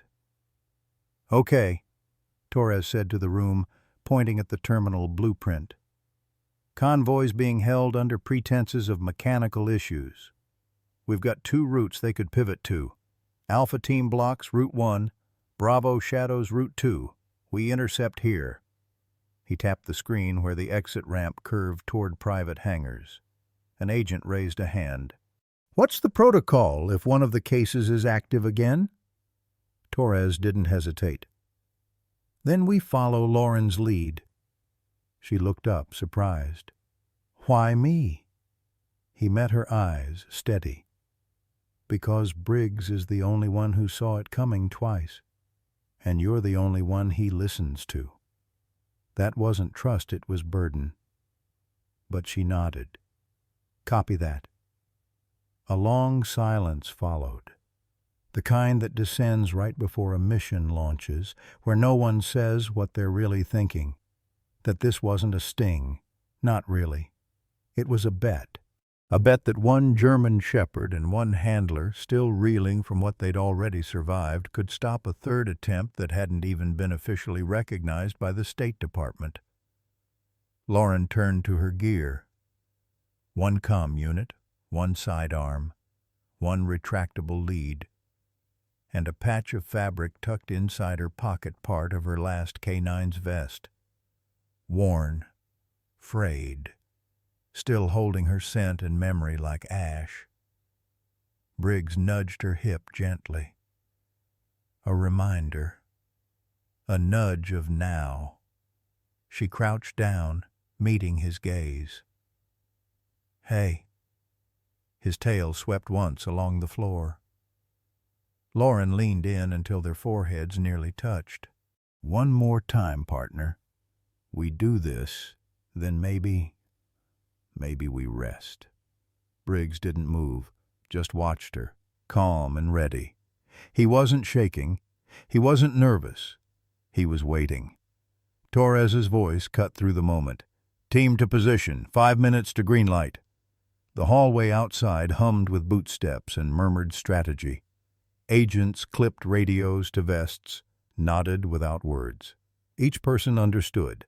One wrong move, one misstep or misinterpretation, and this incident would escalate from a containment op to an international scandal. Or worse. Lauren joined the line of operators at the staging point, Briggs trotting beside her with practiced elegance. His gait was fluid, muscle and instinct wrapped in fur. To anyone watching, he was just a dog. But Lauren knew better. He was a survivor of something the world still hadn't found language for, and he had chosen her. Torres approached, voice low. "They'll try to use protocol as cover. paper shields. Don't let it stall you." She gave a faint smile. "That's never worked on Briggs." Then the radio crackled. "Convoy exiting holding pattern. Vehicles in motion." Lauren inhaled, slow and steady, and then they moved. Down the service hallway, past metal piping and steel access doors, the team poured like shadow toward the exit ramp, silent, coiled, ready. The wind outside howled as the garage bay doors opened. Lauren reached down and unclipped Briggs's lead. Not a word passed between them. He didn't need orders.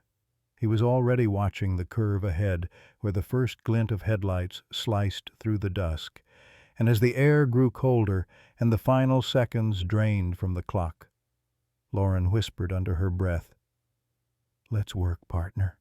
The industrial freight elevator shuddered as it arrived at the underground level of Terminal 5.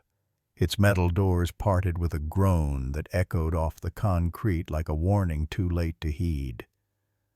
From the shadows near the loading bay, Lauren exhaled slowly and raised her binoculars. Her eyes adjusted just as the convoy emerged into view. 3 black SUVs. Clean. Tinted. The kind of glass that didn't just reflect it, repelled curiosity. Then came the man of the hour. Daniel Grant stepped out of the center vehicle like nothing had happened. Like he hadn't sparked a security breach, abandoned a mysterious device, or taunted a handler while the clock ticked toward devastation. His suit was untouched, pocket square, perfectly placed, hair combed in arrogant defiance of the chaos he'd left behind. He adjusted his cufflinks as if this were a boardroom negotiation, not a coordinated federal sting. He was flanked by 2 men in charcoal gray suits with blank expressions and synchronized steps. Not security, not quite military, something in between. Professional shadows. Lauren's throat tightened. Her fingers found the mic on her collar. "Target visual confirmed," she whispered. "Middle SUV, moving toward vehicle bay. 3 total." Briggs was gone. Not far, never far, just vanished. He'd slipped into the shadows the moment they arrived at the garage level, padding along the perimeter with near supernatural silence. That was his way. When the pressure mounted, when stakes turned bone deep, Briggs became mist. Just another breath in the air. But Lauren could feel him, like a muscle memory, like an echo waiting to ring. Torres's voice crackled softly through her earpiece. "Hold positions. We need full visual on handlers." Lauren repositioned, sliding low behind a row of luggage carts.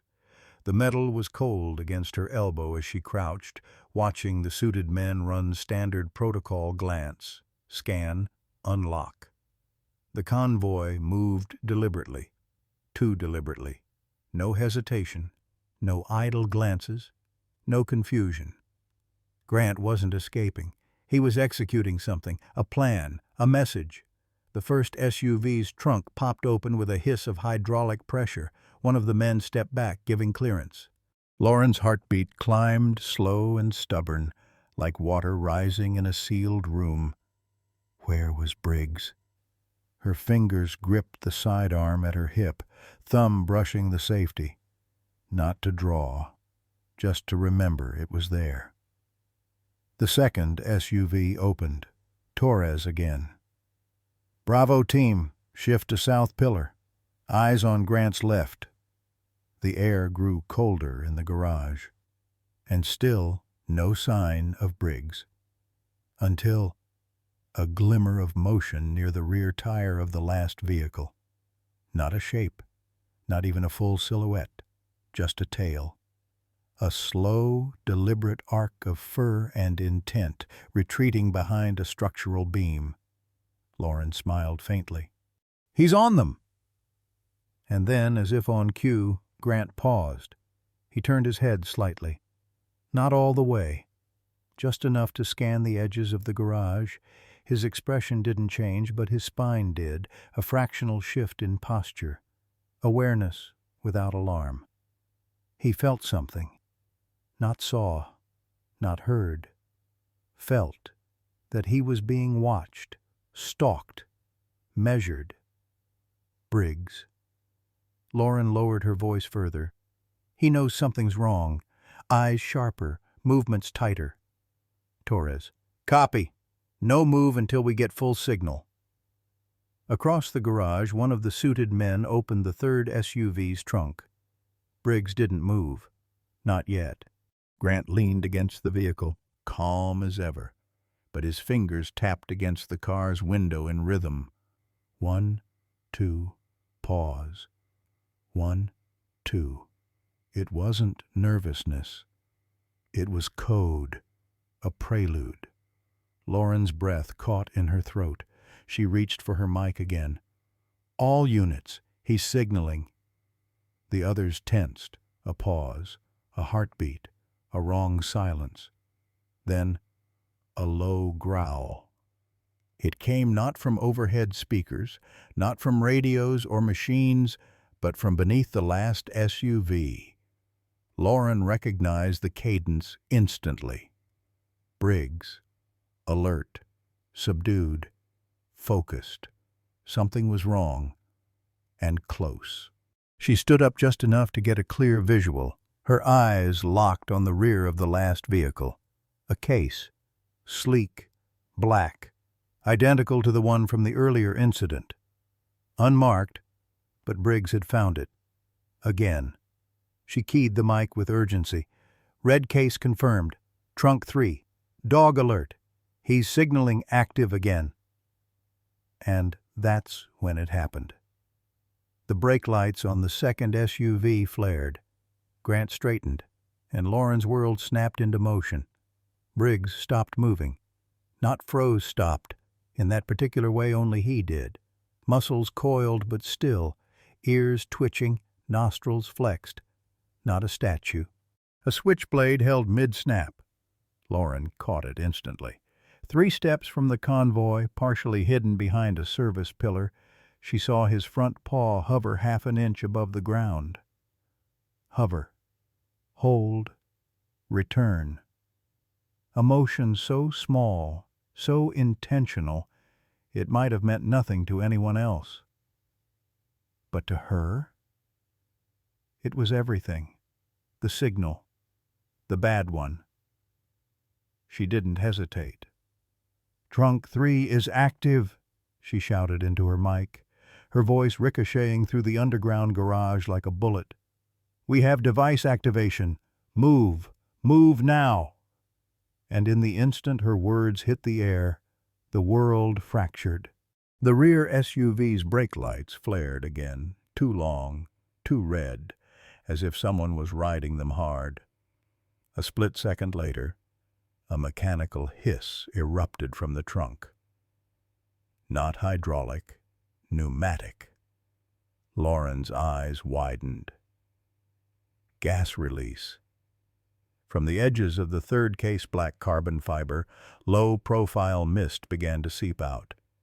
A fine vapor, colorless but visible against the white LED garage lights. She moved without thinking. Briggs out! Briggs bolted from the undercarriage like a wraith. No bark, no panic, just speed and direction. At the same time, one of the suited men turned something small in his hand. A detonator? A kill switch? No time. Lauren surged forward, body low, shoulder brushing a support beam as she drew her weapon and shouted, "Drop it! Hands where I can see them!" The man froze, but Grant didn't. He reached for the misting case. "Don't!" Lauren barked, her voice cracking under the pressure. Too late. Grant's fingers grazed the latch's 3 blinking LEDs, now pulsing faster, in perfect sync with the whine of the internal mechanism. It was awake, and Lauren knew it was counting down. Behind her, the garage erupted with boots and bodies. Torres's team flooded from the elevator access. Hazmat units behind them, pulling on gloves mid-run, guns out, gas masks half secured, but it was all a beat behind, because this wasn't an extraction anymore. It was a race. Lauren locked eyes with Briggs, who stood perfectly between the trunk and the men, his body lowered to the floor, growl low and steady, tail stiff, not ready to attack, ready to block, to guard. That was his job. That was always his job. The suited man nearest the trunk lunged for it, perhaps hoping to shut it again. Briggs intercepted without hesitation, shoulder into thigh, knocking the man sideways. The impact echoed with a sickening crack against concrete. Lauren rushed in, skidding on one knee to the side of the case. Her breath fogged the air. The mist was cold, too cold. Cryogenic dispersal. She fumbled for the latch, pulling her jacket sleeve over her hand. The mechanism hissed again, internal sensors reacting to movement. She grabbed her mic. "Device partially open. Gas dispersal confirmed. Unknown agent. Need full lockdown." Her eyes scanned the blinking latches. 3 active, 1 partially disengaged. Each blinked in sequence, blue, green, red. Then blue again, then all 3 red. She gasped. No pattern, no label. Who built this thing? From behind, Torres shouted, "Hazmat's 30 seconds out!" Briggs hadn't moved from his position. He stood inches from the case now, eyes narrowed, ears rotated forward. He wasn't afraid. He was calculating, like he'd seen this before, like it had been done to him. Lauren felt it like a punch to the stomach. That same protective heat rising in her. Rising like it always did when the world demanded more from a creature who'd already given too much. She reached for the comms again. "Hazmat, describe the latches. I need an ID." But the radio hissed static. Signal disruption. Of course. She turned to Briggs. "Help me out, boy," she whispered. "What am I missing?" He didn't respond. Not in words, but his body shifted slightly. One paw forward, chin low, eyes not on the case, on the vents. Lauren followed his gaze. 2 micro vents at the base, pressure regulators. One of them, subtly, was shaking. Imperfect seal. She dropped low, using her body to shield the airflow as best she could, pulled a spare glove from her belt and stuffed it against the vent. Not a fix, just a stall. Torres slid beside her, masked. "Back up 3 seconds. Then we evacuate." She shook her head. "We leave this. The whole garage goes." Torres hesitated. "And if we stay?" She didn't answer. Because this wasn't about if. This was about who. Who was trained to see what machines couldn't? Who had faced this exact nightmare before and lived to warn her? Lauren looked at Briggs, standing watch, fur bristling, chest rising slow and steady in the mist. "You tell me," she whispered. "What do I do?" Briggs gave one last glance, a slow blink, and sat, still, resolute. Lauren understood. This wasn't about dismantling the case. It was about keeping it still, until backup could shut it down. Torres gave the signal. "Full containment now. Get the dome." Within seconds, a portable polymer dome unit was rolled in, like a transparent tent that zipped over hazards. They yanked it over the case, sealed the base, activated suction. The mist spiraled inward like smoke caught in a jar. The hissing slowed. The blinking faded. Lauren exhaled. Not safe, but not detonated yet.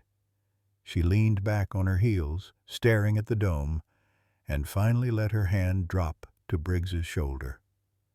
"You did it again," she said softly. His tail gave one thump. For one agonizing second, the garage stood frozen-like. The air itself didn't dare move. The polymer dome sealed the dispersal unit, but everyone knew this wasn't over, not yet. Briggs's eyes hadn't left the convoy, not the agents, not the suitcase. Someone else was moving. Lauren turned, following his line of sight, and there, slipping between pillars, gloved hands dragging the second trunk toward the freight elevator, was the handler, not a suited man like the others. This one wore a service vest, posing as ground crew, but his gait was wrong, too light, too careful, too fast. "Hey!" Lauren shouted. The handler flinched, but didn't stop. He reached into his coat. Briggs launched. No warning, no growl, just velocity.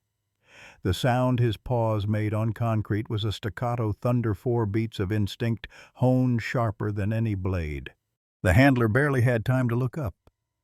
Briggs slammed into his side at full speed, all 75 pounds of train momentum aimed at the joint between ribs and shoulder. The man hit the ground hard, the detonator clattering out of his hand and skidding under an SUV. Briggs didn't release. His jaws locked on the man's forearm, pinning him, his body angled across the handler's chest like a shield. Lauren moved, fast. Gun drawn, she advanced on Grant, who was trying to flee in the opposite direction, head ducked low, mask still in place. Not this time. "Stop!" she ordered. He didn't. So she sprinted boots, hammering the pavement, eyes narrowed, heart pounding, and caught him mid-turn. Her forearm collided with his chest as she wrapped around him, slamming his back into the cold metal frame of a car bumper. The mask came loose. In the scramble, it flipped and fell, clattering onto the ground with a hollow ring. She pressed her forearm against his throat. Not enough to crush, just enough to hold. "You're done," Grant growled. "You have no idea what you've stopped." Lauren leaned in, close enough he could feel the heat of her breath behind the words. "You're right, and you have no idea what he saved us from." She tilted her head toward Briggs, who now stood alert still, holding the handler's jacket in his mouth, but no longer clamping down. Eyes forward, watching both men at once. Then came the sound of authority. "Federal agents! Hands in the air!" Torres and his team flooded the garage like a breaking wave. Hazmat followed behind, hooded, sealed, shouting clearance codes and decontamination protocols. One of them pointed to the second trunk. "We need to secure this one now." Lauren stepped aside as 2 suits grabbed Grant, cuffing his wrists and wrenching him backward. His eyes found her in the chaos. "You think this ends here?" he spat. She didn't blink. "No, but it starts ending with you." As Grant was hauled toward a black van, the handler groaned under Briggs's weight, trying to lift his arm. Lauren holstered her weapon and gave a sharp hand signal. "Out," she said. Briggs released immediately and backed up, tail still stiff, jaw flecked with the handler's blood-knot rage. Precision. Torres knelt beside the handler, pulled off the man's hat, and narrowed his eyes. "Not on the manifest. Not in the clearance log." Lauren added, "But he knew exactly which truck to roll and which route to take." Torres nodded grimly. He wasn't backup. He was insurance. They both looked at Briggs. The shepherd stood silent, chest heaving, fur darkened with sweat. But his eyes, those calm, cold, dark eyes, didn't waver. "Some dogs bark," Torres muttered. "This one just knows." Lauren knelt beside Briggs, resting her hand on his neck. "You okay, partner?" He leaned into her touch, not for comfort. for confirmation, as if saying, "You were right to trust me again." In the distance, the echo of engines faded. The agents had driven off with their prisoner. The last trunk was sealed and labeled for quarantine. The elevator had reset. Silence returned to the garage, broken only by the whirring fans of ventilation. Lauren looked around at the chaos they'd contained, the threat they'd averted, the creature beside her who kept showing up when it counted most.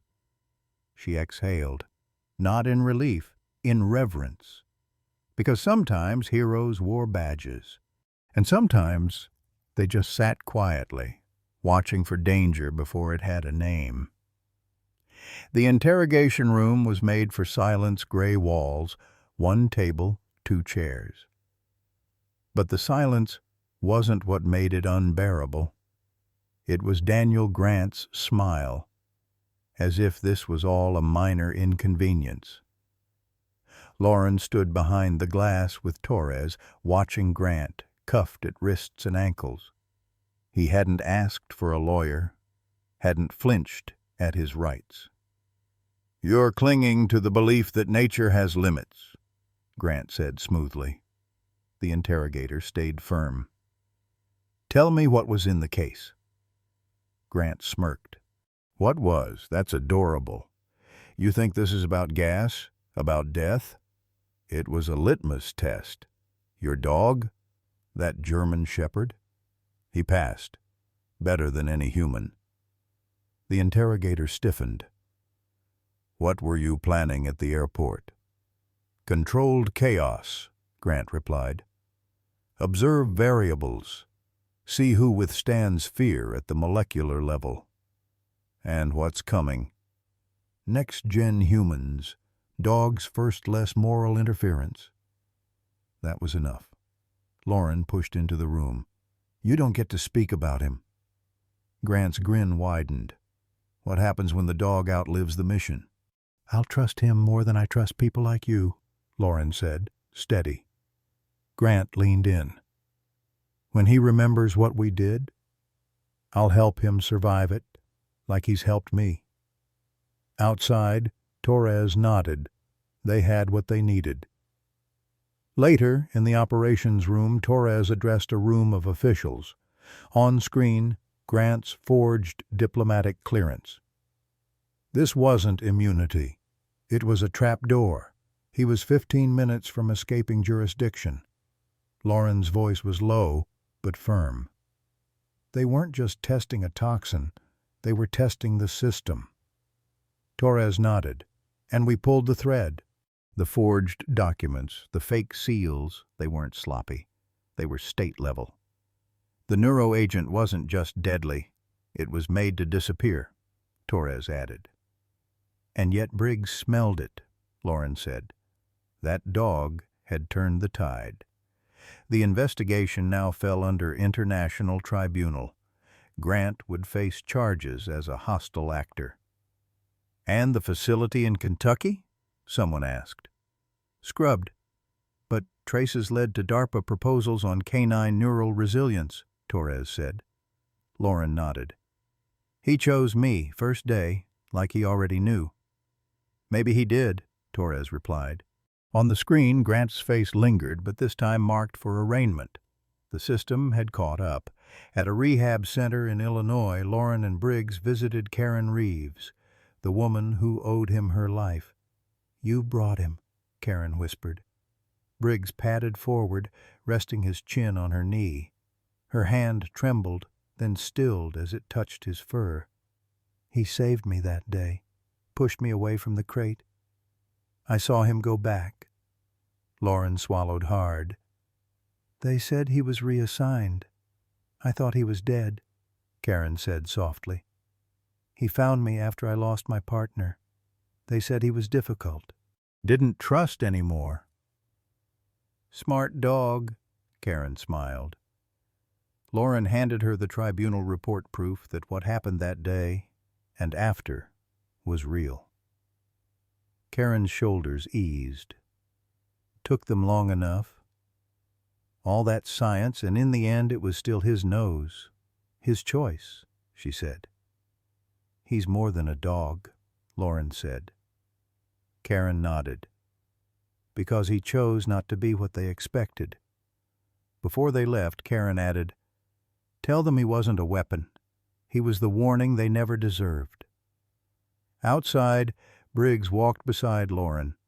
No leash, no ghost, whole and finally seen. The conference room at Homeland Security wasn't built for warmth.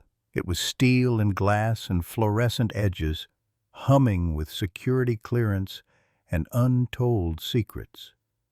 Still, Lauren sat at the center of it, Briggs lying at her feet, quiet and alert, as if he too understood the weight in the air. Across from her, a wall-sized digital map blinked to life. Lines crisscrossed the globe like scars on skin. Red pins, yellow pins, circles, flashes. A man in his late 50s, Director Monroe, field ops liaison, stood beside the projection with a posture that suggested he hadn't slept in days. "This," he said, pointing to a corridor of marks across Southeast Asia, "is what we didn't see." Lauren leaned forward. Illegal canine experimentation? Worse. Enhancement protocols applied to both K9 units and, in some cases, early-stage human trials. Mostly black sites, private contractors, ghost corporations. He tapped a pin in Eastern Europe. "This lab was shut down 2 weeks ago. 6 dogs rescued. 1 in critical condition. All had modified nasal structures consistent with Briggs's scans." Briggs raised his head as if hearing his name through instinct. Lauren's breath caught. "He's not the only one." "No," Monroe said, "but he may be the first to survive it without breaking." Another agent stepped forward, Amara Singh, sharp-eyed and quiet. She slid a tablet across the table. "Their operating name was Project Atlas. Your takedown at O'Hare cracked their encryption protocols." Lauren stared at the screen. Rows of facility names. Dozens of canine IDs, coordinates, log files. Some entries were redacted. Others simply read, "Unknown subject terminated." Her stomach turned.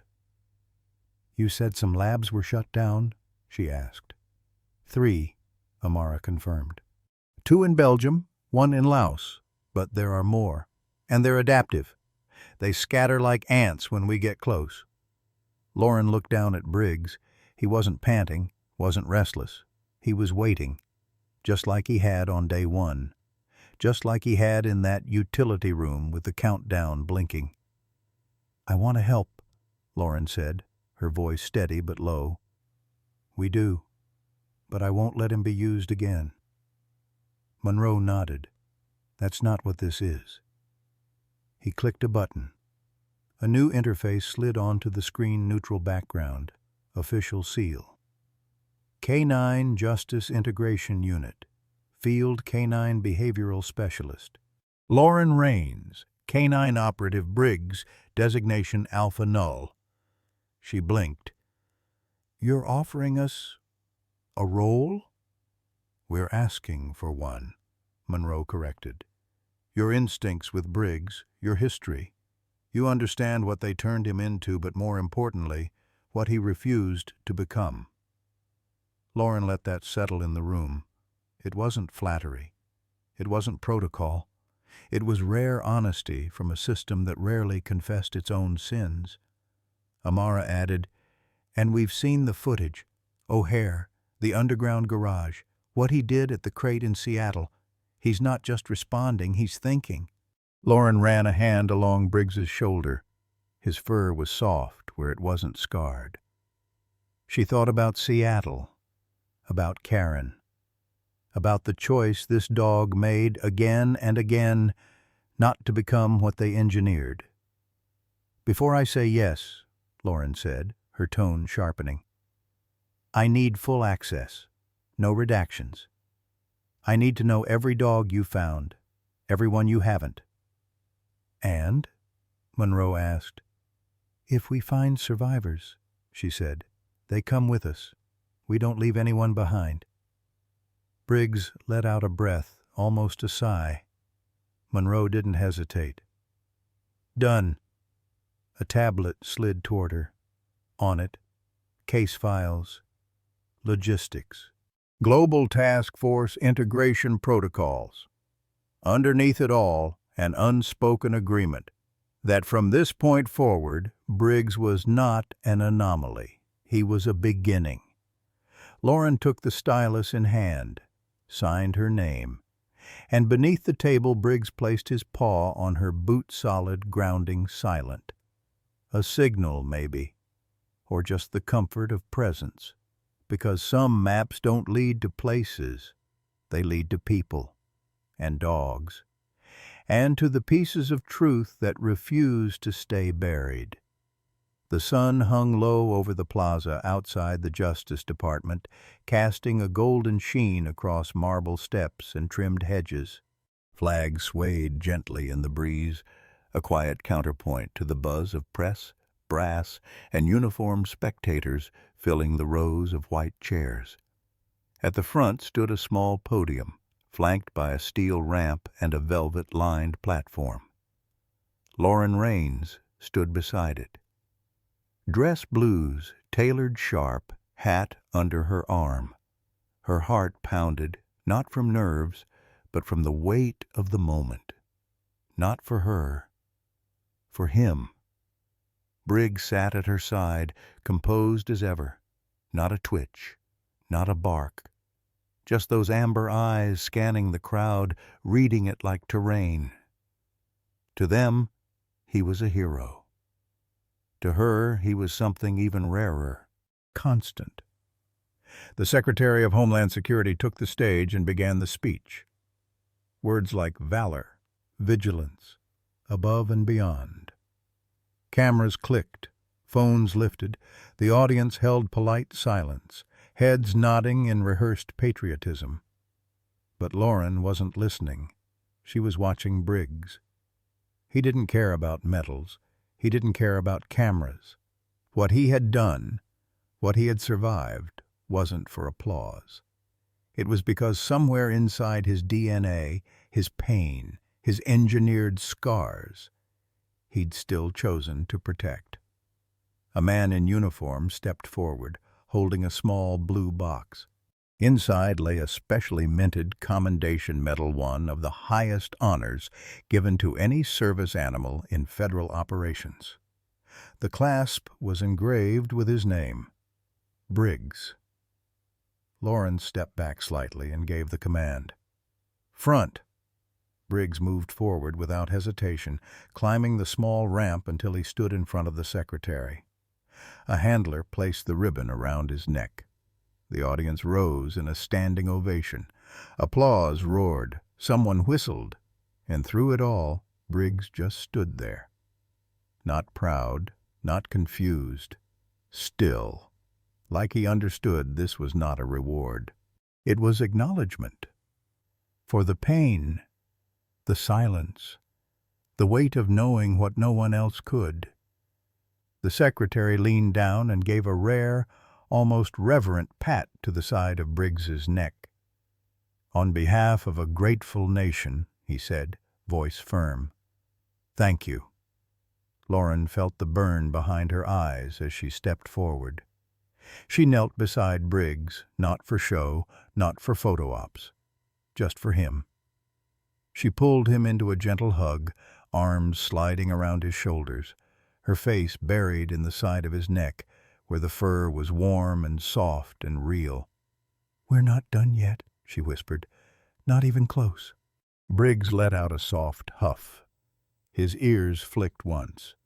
Behind them the audience began to sit again, the ceremony continuing with the reading of citations. But Lauren didn't rise immediately. She stayed in that space between ceremony and silence, between public honor and personal vow. Because medals rust, speeches end. But the work, The mission they'd found together? It had only just begun. A child in the front row leaned forward, eyes wide, clutching a small stuffed dog in her arms. Her mother whispered something about real heroes. The girl nodded. Briggs turned his head slightly, as if he heard it too. Outside the crowd, tucked away behind the security barricade, stood Dr. Helen Brooks. No press badge, no entourage, just a quiet look of knowing in her eyes. She met Lauren's gaze, and with the smallest nod she mouthed, "He chose." And he had. Not just that day at O'Hare, not just when the trunk reactivated or when Grant ran. He chose every day to stay, to fight, to guard, to love.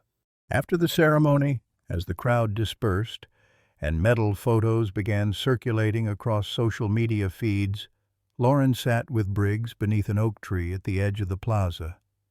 She unhooked his leash and let him lie down beside her, free for a moment. No commands, no noise, just two survivors in the shade, breathing the same quiet air. She touched the medal around his neck, then took it off gently, setting it beside her boot. "You already know who you are," she murmured. This is just for them." Briggs didn't move. He didn't have to. He'd already spoken louder than any speech ever could. The terminal at O'Hare had quieted. It was late afternoon now. Shadows long, the echo of heels and rolling luggage softened by the thick glass and low ceilings. Terminal 5, where chaos once tore through hours ago, felt like an entirely different world. Lauren stood by the tall observation windows, her hand resting absently on Briggs's harness. The metal still smelled faintly of antiseptic and gun oil, a strange contrast to the polished serenity of the space around them. Briggs sat calmly beside her, tail gently curled, ears rotating to each sound, but body still. His presence was like gravity. She hadn't meant to stay this long, but something in her couldn't quite walk away. Not yet. She watched as planes taxied across the tarmac, jet engines humming in the background like a song that had no beginning and no end. The same window where she'd once stood months ago fighting back a panic attack before Briggs had nudged her leg, grounding her. Some things change everything, even if they don't speak, even if they never ask to be heroes. "Excuse me," a small voice said. Lauren turned. A girl, maybe 6, maybe 7, stood a few steps away, clutching the hand of her mother. Her coat was one size too big, sleeves swallowed her wrists. Red sneakers, messy ponytail, eyes wide with something between wonder and uncertainty. Can I pet him?" the girl asked softly. Her mother gave Lauren a nod of approval from behind. "Only if it's okay with you," she said quickly. "She saw you both on the TV. She didn't stop asking." Lauren looked down at Briggs, who had already shifted his posture, head slightly bowed, tail giving one low sweep across the tiled floor. She smiled. "He says yes." The girl stepped closer. She didn't rush. She didn't squeal or bounce or grab. She moved slowly, reverently, like she was approaching something sacred. Her hand hovered just above his head for a moment. Then gently, carefully, she rested it on his fur. Briggs didn't move, just breathed. "He's soft," she whispered. Lauren knelt beside her, letting the moment breathe. "What's his name?" the girl asked. "Briggs." The girl tried it out on her tongue.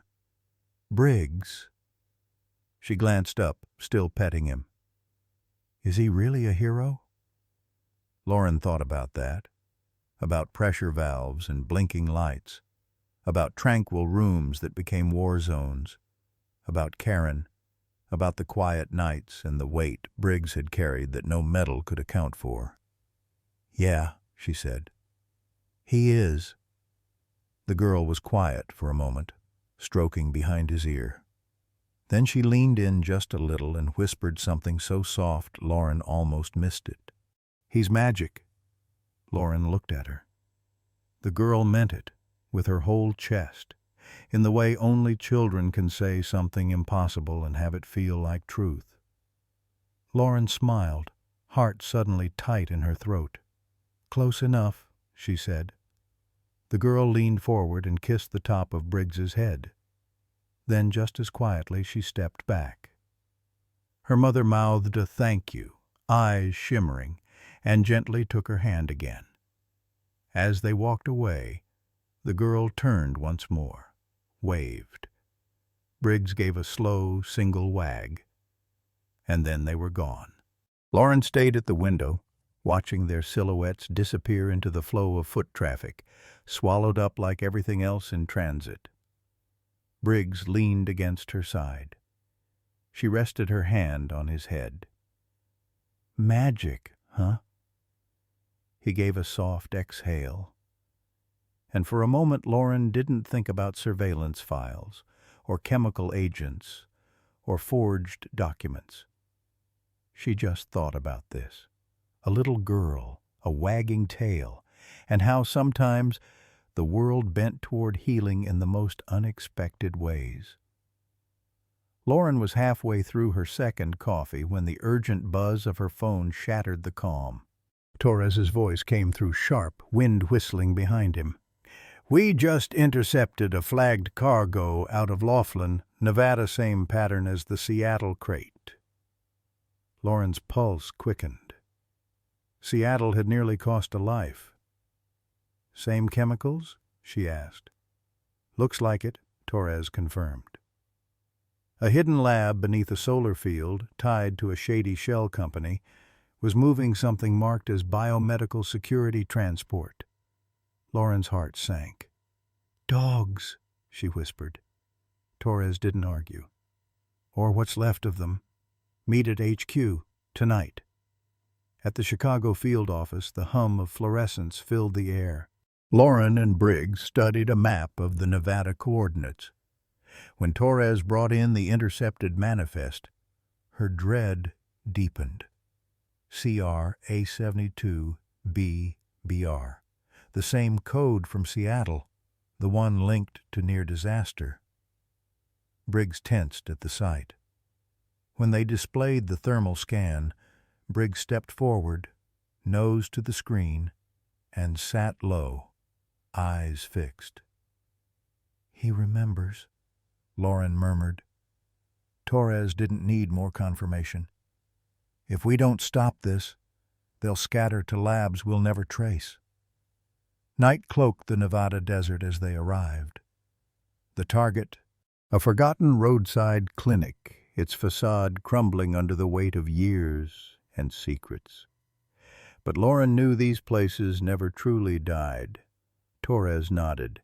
"Heat's below. You and Briggs take point." Inside, the stench of bleach mingled with a metallic tang. Briggs led them to a hidden trap door. With one look between them, they descended. Below ground, cold air pressed in, heavy with suffering. They entered a chamber of cages, rows of reinforced metal, each holding life reduced to inventory. Dogs, some broken, some defiant. And in the center, a pup, scarred and steady, its gaze meeting theirs with warning. A scar above its eye mirrored Briggs's own. The pup growled, not hate, but memory. Briggs gave a soft whine. The pup's tension eased. Torres surveyed the grim scene. "They're still active." Orders were to preserve evidence, but this wasn't just evidence. Torres raised the bolt cutters. "This one's coming with us," Lauren agreed. As locks disengaged, the dogs hesitated at freedom's edge, looking to Briggs before stepping out as if recognizing him, as if asking permission. Above, the night felt like release. Emergency teams swarmed, but Lauren saw only the dogs, The limping shepherd who refused help, the trembling Doberman soothed by kind words, the pups asleep against human hearts, and Briggs still at the threshold, sentinel of the lost. Lauren knelt beside him. "You did it," she whispered. "Not the mission, but all of it." Briggs met her gaze, ancient and loyal. Even free, he guarded still. When Torres asked about the pup glued to Briggs' side, Lauren smiled. He's already made his choice. Briggs shifted to shield the pup, protect her to the end. This wasn't just rescue. It was hope reborn. And Briggs wasn't finished, not yet. The classroom wasn't built for silence, but it held it well. 10 fresh recruits sat in a semicircle, uniforms crisp, boots too clean. Some stared at Briggs like he was legend. Others avoided his gaze, unsure what to make of a dog whose story had outlasted press cycles and Senate hearings. Lauren stood at the front, sleeves rolled, posture worn from purpose. Behind her, a screen glowed. Canine Partnering Program. Phase 1. Rehabilitation-based training. Below, Briggs's face. No growl, no teeth. Just those eyes that had stopped bombs and outlived trauma. "This isn't obedience training," Lauren began softly. "Not dominance, not compliance. If that's what you came for, wrong room." She gestured at Briggs, lying calmly with a pup curled against him, one of the rescues, still too young to assign. "This is about partnership, where trauma doesn't disqualify, where instinct is honored." Footage rolled, grainy video of Briggs in an airport, body tense, nose finding what machines couldn't. The chaos that followed, the save. Lauren let it play out, then turned to the room. Not heroism, listening to the one who knows before we do. Outside, the yard was once a holding pen for canines deemed unstable. Now reborn. Grass replaced concrete. Obstacles taught instead of tested. Rescued shepherds, Malinois, retrievers, none with clean histories, emerged, free to choose. And they followed Briggs. Later, a recruit named Salazar asked quietly, "What if a dog doesn't respond?" "Then it's not time yet, or maybe it's not you," Lauren replied. "This isn't about proving strength, it's about being quiet enough to be heard. And if they never trust, then you stay beside them anyway. That's the job now." By dusk, the recruits sat around a fire pit. Lauren knelt by Briggs, brushing dust from his vest, older now, slower, but still first to sense the threat. The pup slept, tucked beneath his foreleg. "You're not just a blueprint," she whispered. "You're a beginning." The compound settled. Pups asleep, gates locked, recruits gone. Lauren walked into the open field, Briggs at her side, steps slower, hips stiff, but close. She stopped at an old stump, sat, exhaled. No badge, no voice of command, just her and him. "I thought I was done," she admitted to the dark. "After Alex, I couldn't come back." Her hand found Briggs's fur. "You didn't fix me, and I didn't fix you. But in all that broken, you stayed. You didn't run, you didn't push, just breathed. And maybe that was enough." Memories flickered. That first day when the others said, "He won't bond." The chase through Terminal 5, the stand before the hissing suitcase, the silent nights after, when headlines forgot but his eyes didn't. "You gave me something I forgot I could have," she said. "Not a job, not purpose, just the right to stay." Briggs pressed closer, an anchor in the dark. "When I brought you home, I thought I was rescuing you," she smiled through tears. But you rescued me back, bit by bit, every day." She gazed at the stars. "They say dogs don't remember like we do. But I think you remember everything. You just forgive faster." The night shifted. She stood. "We'll keep going, won't we? Not because we have to, because we know how." Briggs rose. Together, they walked back, not fixed, but found. Morning bathed Terminal 5 in gold, softening steel beams, stretching shadows across polished floors. The air carried coffee, disinfectant, flowers from a waiting mother. Lauren adjusted her vest, familiar now, no longer a burden. Briggs stood still, alert but calm, reading what others missed. A boy in red waved. Briggs acknowledged him with a glance. Lauren smiled. This terminal had seen chaos, but today, just sunlight, just work. She brushed Briggs's fur. "Terminal's quiet today," she whispered.